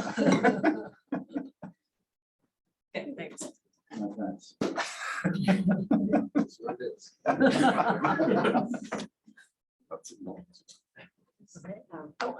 Just an add-on to Director Haas. If that was like a little module that could be self-standings whenever there's new people elected to town councils or county commissioners or conservation district boards or any of that, if it was sort of short and compact with links if they wanted to know more. I think it can really help broaden the knowledge base. Director Kirk. Thank you. I think that's a great idea. I could use a little direction on, my county commissioners want to understand the situation with the Bureau of Reclamation. And I want to make sure that I get the messaging right. And I think we talked a little bit about this yesterday. Is it best to check in with you guys or Andy? I think you mentioned, your door's always open, and is that how, because I know that situation keeps evolving, but they've already reached out to say, we want to understand what's going on. And the education piece is a challenge, but what is your preference? On the bigger river issues, it's probably Peter and I and DK who could probably best cover those issues, and we'd be happy to actually assist you in doing that with the county commissioners, if that's of interest to you. Perhaps one of us could attend the meeting and participate. I mean, you don't do a good job on your own, but I think it would be helpful. Yeah. And then we will work on, believe me, I've noted talking points and kind of summary documents, which haven't talked to the team yet, but they'll be helping us put that together. So yeah. Thank you. So I would note that our annual BOCC outreach, usually just logistically that fits in the last quarter of the year. We could look at doing some of those where there are standing requests sooner than the fall. Okay. Yes, Director Rickens. So real quickly, and in the outreach you late in the quarter, does that pick up the new elected officials? Kind of briefing them on what the river district's about and what some of the issues? We do an annual mailer to all elected officials, county and local and town and county administrators as well. That'll be coming out in the coming weeks. That's usually kind of because we recognize there's significant turnover, especially in some of our smaller municipal levels. We were going to focus that communication largely on infrastructure opportunities this year, but as a component of that correspondence, we do highlight who we are, what we do on behalf of communities and counties. We've just by virtue of limited bandwidth, it's pretty tough to get out to every municipality. So we keep most of our in-person outreach focused on getting all 15 boards beyond commissioners. Well, then I think too, personal visits, but kind of laser focus in on people that are going to serve in key positions in the state house or state senate. Yeah. I'm assuming you'll send out a letter to them because they get a lot of letters. Right. We do. Are different. For example, Mason County. By the way, I think she's on the post. And so that's an early one you could reach out to and just kind of re-educate them on our issues. That I think I get it on all municipalities and small communities. Legislative level, I think we should certainly do in-person reaching. And we also with candidates within our Senate and House districts on the western slope. Certainly every elected member, but as is possible, meet with all of the candidates to ensure that they understand western water issues when they're out on the campaign trail. And that's regardless of party. Anybody that'll listen will provide brief. But you are correct that the outreach at the state record, I think, do a good job of engaging with all of our members on both sides of the job. Any other questions on outreach? A fabulous job. Fabulous. Okay, on to state and federal affairs. I'll fly through state affairs because there isn't a lot to discuss, given that we are out of session. We have the interim water resources and agriculture committee. You'll remember that last year, the scope and title of that interim committee was expanded to include agriculture. Their meetings are listed in your memo. But first meeting is August 4th, which will be hosted by Denver Water in Denver. August 24th in Steamboat at the Colorado Water Congress Summer Convention. And then September 22nd, we'll be tracking and attending all of the activities of the interim committee. There was a change up in leadership on the committee when it was initially announced along with the schedule, as I think was highlighted in my memo to you. Senator Donovan was outgoing Senator Donovan of Senate District 5 was listed as the chair. That was not in line with past practice of rotating between House and Senate chair of the relevant ag and natural resource committees. So Representative McCormick is now listed as she's the chair of the House Ag Committee. She'll be chairing the interim committee process this year. We and others in the water community are in the process of working with staff to ensure that they know what our top level issues that we believe are deserving of discussion are. We've not seen any formal agendas yet, but again, we'll be tracking and in attendance at all interim committee activities. Right. Questions? Any other comments to add? Representative Cap? No, not particularly. The landscape keeps changing, so I would imagine these interim water committees will be, you know, deeper than what they have been maybe. And it's a kind of opportune time for me to be in Denver Water's headquarters. They might subject you to search. That would be fine, because what they find, they aren't gonna like. You know, I mean, so I'll be there. Great. Thank you. Any other questions on state affairs? If not, we'll move to federal affairs. Federal affairs, it has been a busy quarter. Andy, Peter, myself, and other members of the team have been in, I would say, more frequent and regular communication with our federal delegation at any point in my 5-year tenure at the district. Most of that is driven by the federal announcements and the legislative action that's working to address the crisis that's unfolding. But I think that our work with, our communication with the delegation is being heard. Andy was invited to testify on June 7th in front of the Ag Committee at the request of Senator Bennett. Our communications with the delegation have come out in their own written remarks and spoken remarks on the floor. I think we are doing a very good job of, again, staying in regular contact with them and ensuring that the Western Slopes interests are represented in the conversation.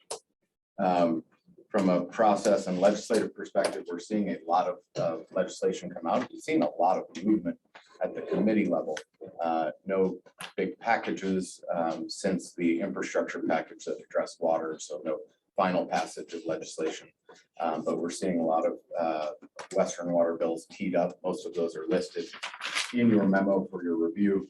And the Farm Bill marker bills, we call them, are beginning to come out, and we're seeing a lot of stuff introduced, drafts being circulated, really kind of positioning for the Farm Bill next year. River District has our wish list that we're working with the delegation to hopefully have included in a marker bill of our own or attached to another marker bill that'll address some of our needs related to RCPP, EQIP, many of the NRCS programs that our producers and water users rely on. The federal affairs, I think that as you heard yesterday, the most attention of late has been paid to the fallout, if you will, after the commissioner's testimony in front of the Energy and Natural Resource Committee. We are going to see potentially as soon as tomorrow an amendment to a lower basin water bill that would reauthorize the system conservation pilot program. It's really nothing more than a date change on that original authorizing legislation, but Senator Hickenlooper has worked with us pretty closely to try to move that bill quickly to ensure that the upper basin has a tool in its toolbox if and when it's needed to address the issues on the Big River. I expect that markup here in May. There's nothing on the website. I just checked before I got up here, but we're hearing tomorrow will be the markup bill. It's a Salton Sea restoration bill that Hickenlooper and Senator Barrasso of Wyoming have secured the support of Chairman Manchin to add that amendment during the markup process. So that should move quickly. We will certainly let you know when it's done. Questions for Zane on any of the federal issues? Okay, yeah, sorry. So I understand the Senate process, and it's for the system conservation piece, which is one of the 5 points of the Outer Basin Yeah, plan. the first. The first. What's the House process look like? Is that Still unclear. We would likely need to find a similar path of a bill that can be amended to include that language. It's rather simple. Representative Neguse is paying attention and is interested. I don't know that we know exactly who and how and when that's going to unfold, but per usual, I think the Senate is the crux. And so if we can get that box checked first, it'll make the path easier. Yes. Well, thank you. And that Salton Sea bill, is that going to be Colorado water to heal the mistake that was made in 1905? Not to my knowledge, no. It's a funding bill that would authorize upwards of 150 million for environmental remediation and additional infrastructure. Could you make a discussion point that since we have the technology, maybe they ought to just put a foot valve in the Gulf of California, pump some seawater in there, and make it raise the level?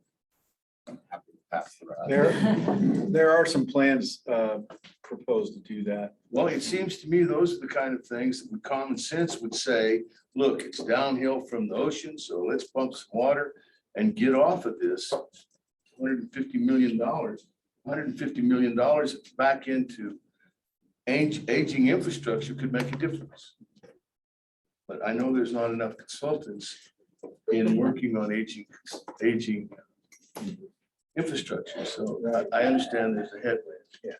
But I do think we should be saying that from up here in the mountain, look, you've got a source that we don't. And honestly, I think we ought to make that, put our oar in the water. Thanks. But last thing, it occurred after my memo was written, but there was a meeting of the US senators from the 7 basin states last week or the week last week. I think as evidenced by our regular communication with our delegation, we were able to not only ensure that our 2 US senators were involved, but with the help of the UCRC, Chuck Cullum, our Commissioner Mitchell, we're actually able to ensure that all 8 senators from the Upper Basin attended that meeting and were rowing in the same direction by and large. The Senate is the one legislative body where we have more representation than the Lower Basin. And I think when I say we, I mean the Royal, we did a good job of ensuring that the senators from the Upper Basin took a bipartisan unified approach in that meeting. And nearly every one of them vocalized the need for permanent reductions of use in the Lower Basin. So nearly everyone. there was one that was absent, Senator Lee from Utah was, I believe it was Senator. Okay, any other questions? Thank you very much. And thank you as always. You always pare this down very succinctly. Appreciate it. Do we want to quickly try to tackle policies? Here's going to be my suggestion. Let's everybody go grab a box. Lunch. Yeah, box lunch. Any old box. Any old box. The lunches are back there. Why don't we, everybody grab a box and we will have a working lunch. So grab a box and then, yes, we will start right into policy and we will move from there into project operation update. And from there, Is it just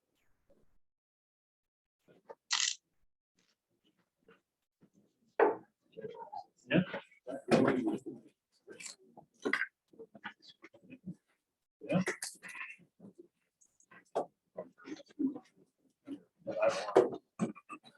Anyway. Annual policies. Knock on wood, I think we should be pretty quick as well. Thank you for knocking on wood. But staff recommendation, due to the fact that the new draft of the Colorado Water Plan was just recently released, staff is recommending that the board table the Colorado Water Plan policy, until which point we have had an opportunity to comment.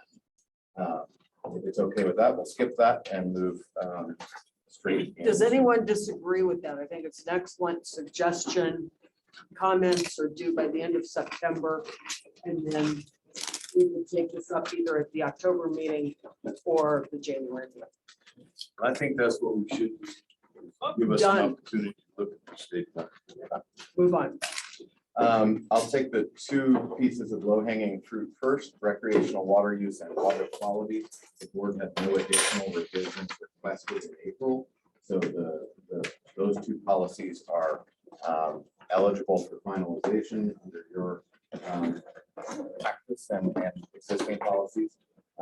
Staff recommends that you adopt recreational water use and water quality with the changes that were in place at the October meeting.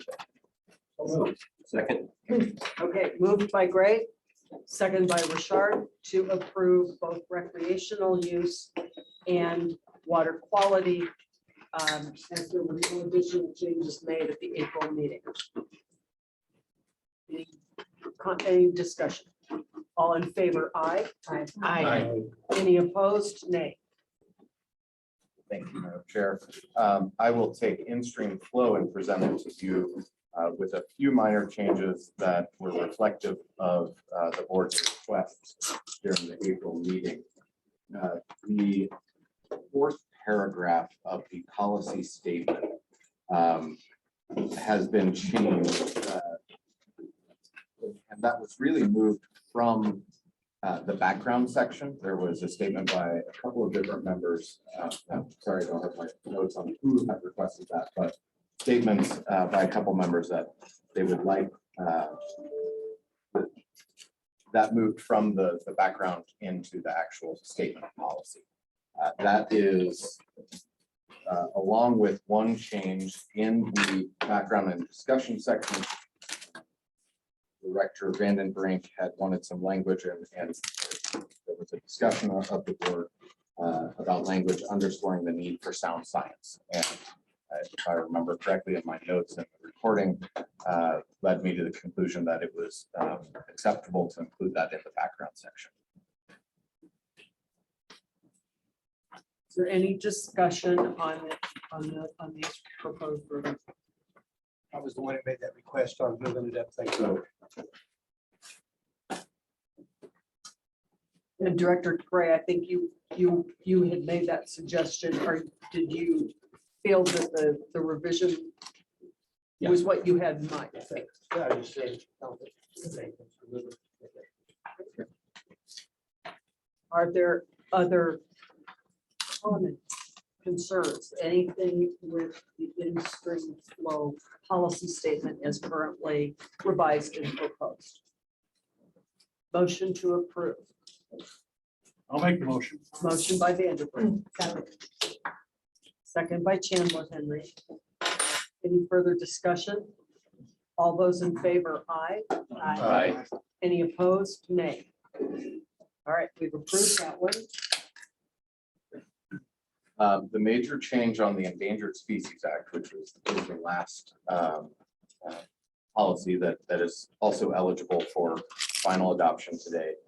Major changes in the fourth paragraph. There was a request by a couple of different directors to talk about the need to ensure the long-term effectiveness of the act. That is an entirely new paragraph there for your review.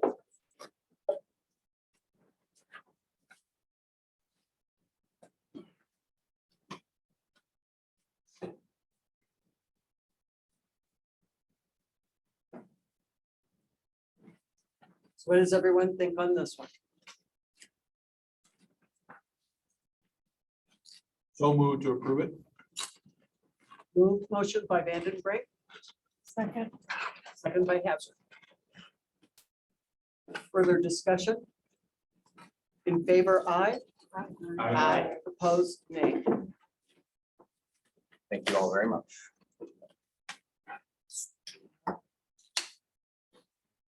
Operations.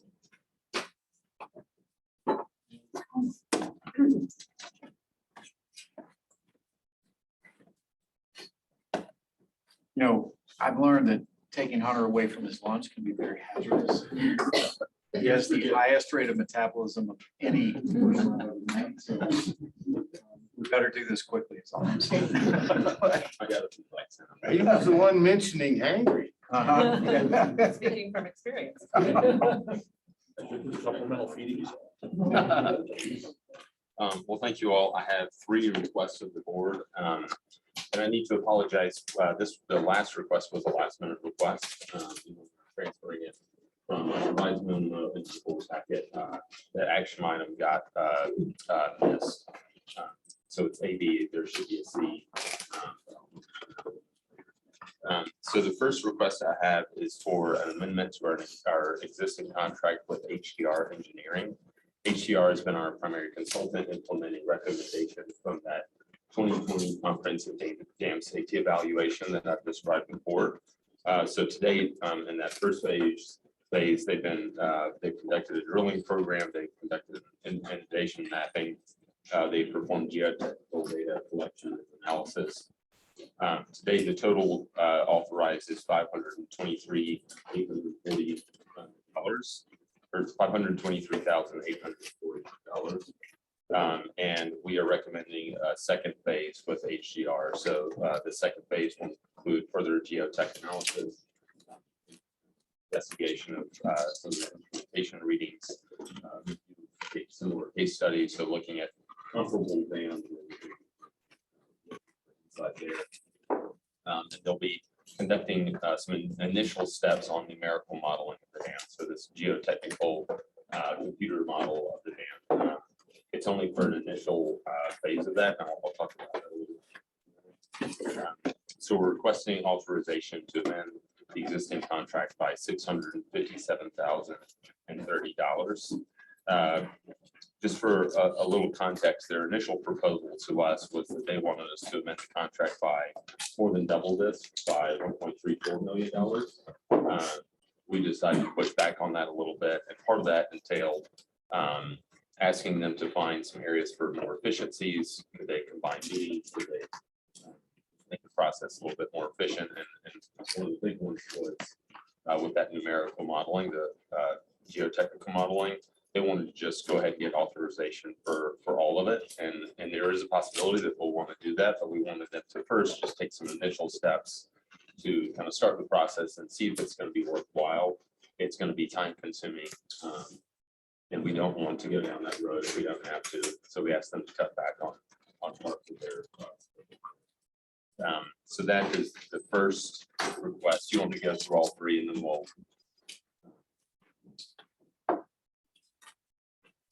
Do you want us to do all of them together, or you want us to take those 2 first? Let's take that recommendation first. Okay. Okay, so the contract with HDR for an additional up to 323,800. No, sorry. For to amend by 657,000, subject to review and approval by legal counsel. Yes, Director McGinnis. So I have a question on these kind of contracts. Do we require itemized billing? Yeah, typically myself, Audrey Turner has also been having a look at these just because of the.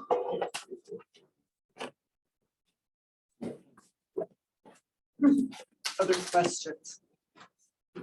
Yes. This is a lot of money. Yeah. I'm glad you pushed back, but are we going to continue to get little surprises like this? Because it says additional geotech analysis, validation of instrument readings, and I guess that you didn't know that was coming in the beginning, or what? Yeah, I wouldn't say it's a total surprise. We framed it as phase one, their initial Okay. contract. The surprise was the dollar figure on it. We knew that they kind of needed to do initial geotechnical analyses to know what more information they needed. So that's not so much a surprise. Maybe it's just like everything they've been saying, prices are going up. But I would say, just so the board is aware, that staff is greatly concerned about the expenses associated with consultants on our defamation studies. And there has been significant oversight and pushback by the district on these costs and frankly, time overruns and things like that as well by this particular contractor. They are doing a good job, but we need better performance, more timely performance. We need, we do need, I will tell you, after long analysis by Hunter and Don, Audrey, and myself, we really do need this work done as part of the defamation studies to assure not only ourselves and the board that the status of the hands is remaining safe, but also to understand what if anything we ever need to do to prepare it. And it's just got to be necessary function. And I assume this is also data that potentially is admissible in the litigation.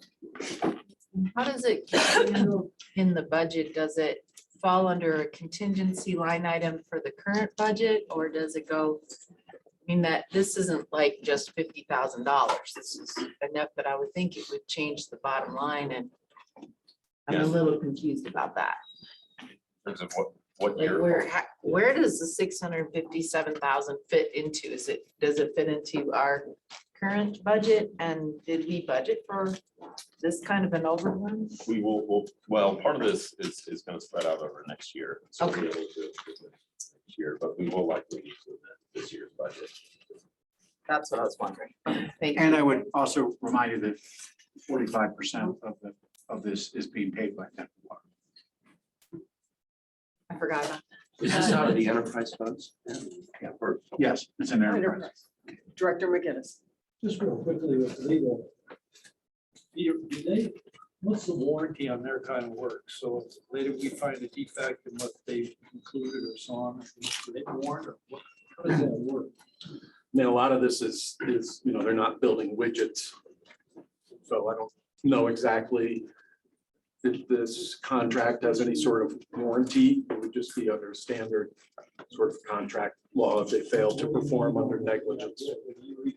I'm sure we've both reverted. We haven't, This contract. the current contract that we're amending, yes. And so they've got, $600 and some $1,000. Don't you think we ought to determine whether we've got a warranty on the work? we've got professional liability insurance that we can carry to cover. Yeah, so our standard contracts require, insurance that we can collect on if there's a breach that's recoverable under the insurance. That's always a fight, as you know. But again, to get a warranty on the type of analysis, it's not as though it's an air conditioner that when it breaks, you call them up and they'll send you a new one. I did that, but I Like just, this, yeah.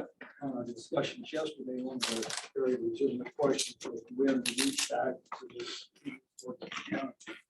It seems to me, maybe we could have to go on and it seemed to me that pay a little attention, just we kind of got stumbled. If I can speak to this, Commissioner McGinnis, you raise a good point. I would this is a professional services contract for analysis of materials, similar as you're familiar with the professional services contract for legal services.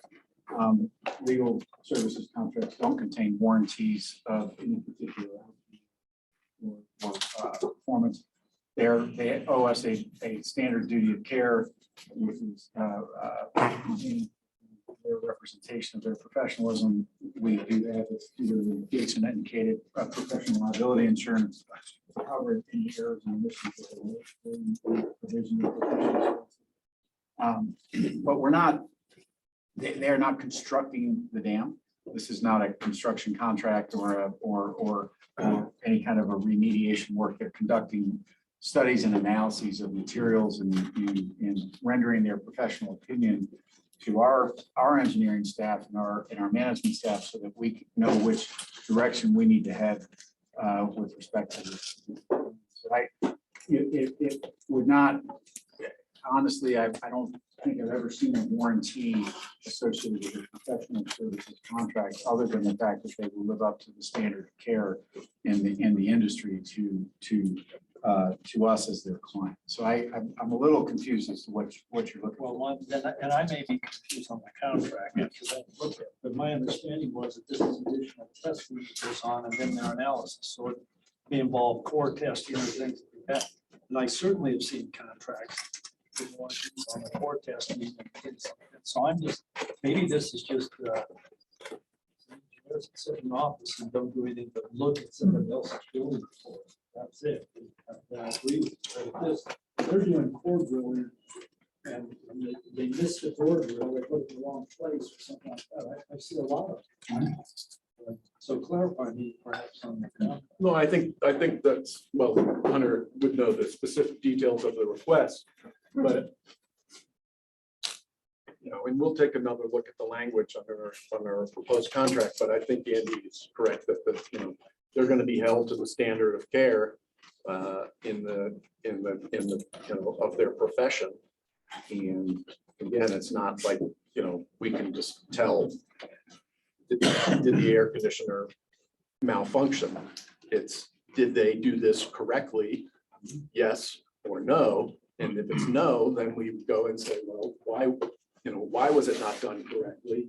Did they meet the standard of care and performing under the contract? And that would be the recourse we would have under the contract. Now, if we can get some more affirmative warranty in there, we'll look into that. We can try. Just appreciate you looking at that.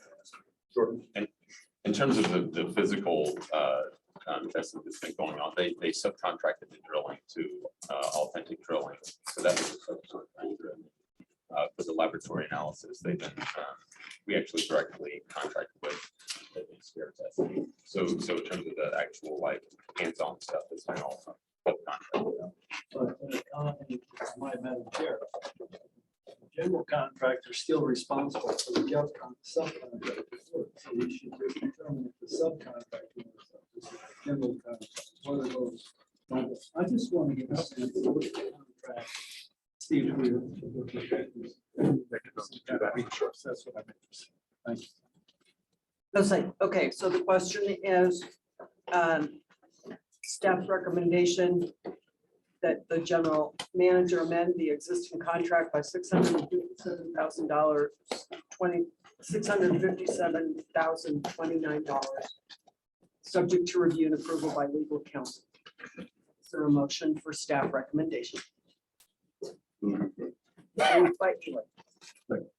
Second by Cap. Further discussion? All those in favor, aye. Aye. Any opposed, nay. Directors, my next request is for authorization to purchase 3 new inclinometers. So as you'll recall, we use these inclinometers at the dam to measure internal deformation. So instead of doing superficial deformation, this allows us to sort of leak inside the dam. We have 12 of these inclinometers. We've installed 2 new ones last winter. Those were installed in the 2 sort of transition areas at the edge of the dam. They're an area of heightened interest as directed by our subject matter experts. And one of the recommendations was to install automated instruments in those. So instead of what we do currently is our caretakers go out and they manually insert instruments and take readings, but we're only able to do that every so often. So installing these automated instruments gives us a higher frequency of data collection, lets us keep a closer eye on the dam. So that's for those 2 inclinometers at the edge of the dam. And then there's a third one that we're going to install in a casing that's become there's a constriction in the casing, so our manual reader isn't going to continue to work. So instead, we're going to install this automated and that really just means that we won't have to drill another hole to replace that chronometer casing that has the constriction in it. And I assume this also means that we get essentially continual monitoring rather than just periodic measurements. Yes, we'll be able to set the frequency of data collection and keep a close eye on it. All right, staff recommendation is to purchase this equipment for $55,000. There. So moved. Second. Moved by Catlin, second by Vandenbrink. Is there any discussion? All those in favor, aye. Aye. Opposed, nay. All right. And then my third request is for a new contract with an engineering consultant, Diesel. You may recall from previous discussions that one of the key areas of uncertainty that came out of the 2020 evaluation is the compatibility of the sand filter. So how well would that sand filter capture clay particles if the clay core was eroding? So we've conducted several tests at a laboratory in Denver, advanced terror testing. They've given us some information, but we really realize that we need to find an outfit that has more expertise in interpreting that data. So we sought out and found Diesel. They work a lot in mining, but they have the expertise to both run the test and provide those to us. So my request, I'd like you to read that out since it's not on the front. The request is for general manager to enter into a contract for engineering services related to filter compatibility. $71,500 subject to council. So moved. Moved by Vandenbrink, second. Pause. Any further discussion? That's a pretty important analysis you're trying to do there with this one, so. In it. All in favor, aye. Aye. Any opposed, nay?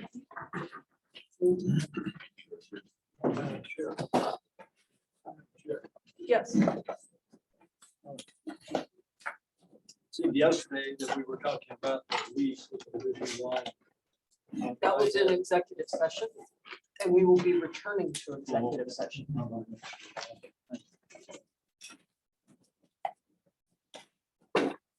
Okay, I think we are now ready to go back into executive session. Thank you, Madam Chair. Just for the record, keep it on the as formal as we possibly can. I would recommend that the board reconvene into executive session pursuant to CRS section 24-6-402 for N4, B, and E to discuss the items listed on agenda 3K. So moved. Second. Motion by Vandenbrink, second by Rober. All those in favor? Aye. Any opposed? Great. We will go back into executive session now. We will take up the first item, I believe, is continued discussion on. If you can allow us. Give us 1 second.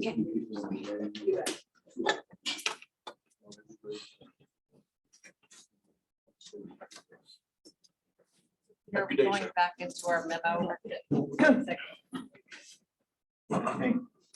I show everybody out, you guys. Okay, we are out of executive session. Our general counsel can summarize. Thank you, Madam President. During the continued executive session portion of the River District's July board meeting, the board discussed the items on agenda 3A. There was one proposed action from executive session, and that just to move things along, I would recommend that the board consider adopting a motion to authorize expenditure of up to $40,000 for additional engineering services associated with the reservoir County water rights application. Is there a motion? To second. Second motion by Ely, second by Chandler Henry. Any further discussion? All those in favor, aye. Aye. Any opposed, nay. Thank Any you. other action items? There are no other action items, at least not that I can recall. And anything else in the general counsel report, happy to discuss with you now or later.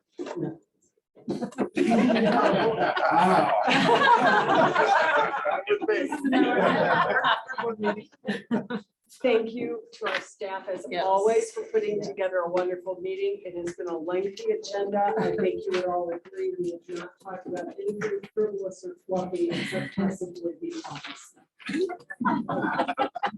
But in any event, thank you, everybody. We are adjourned.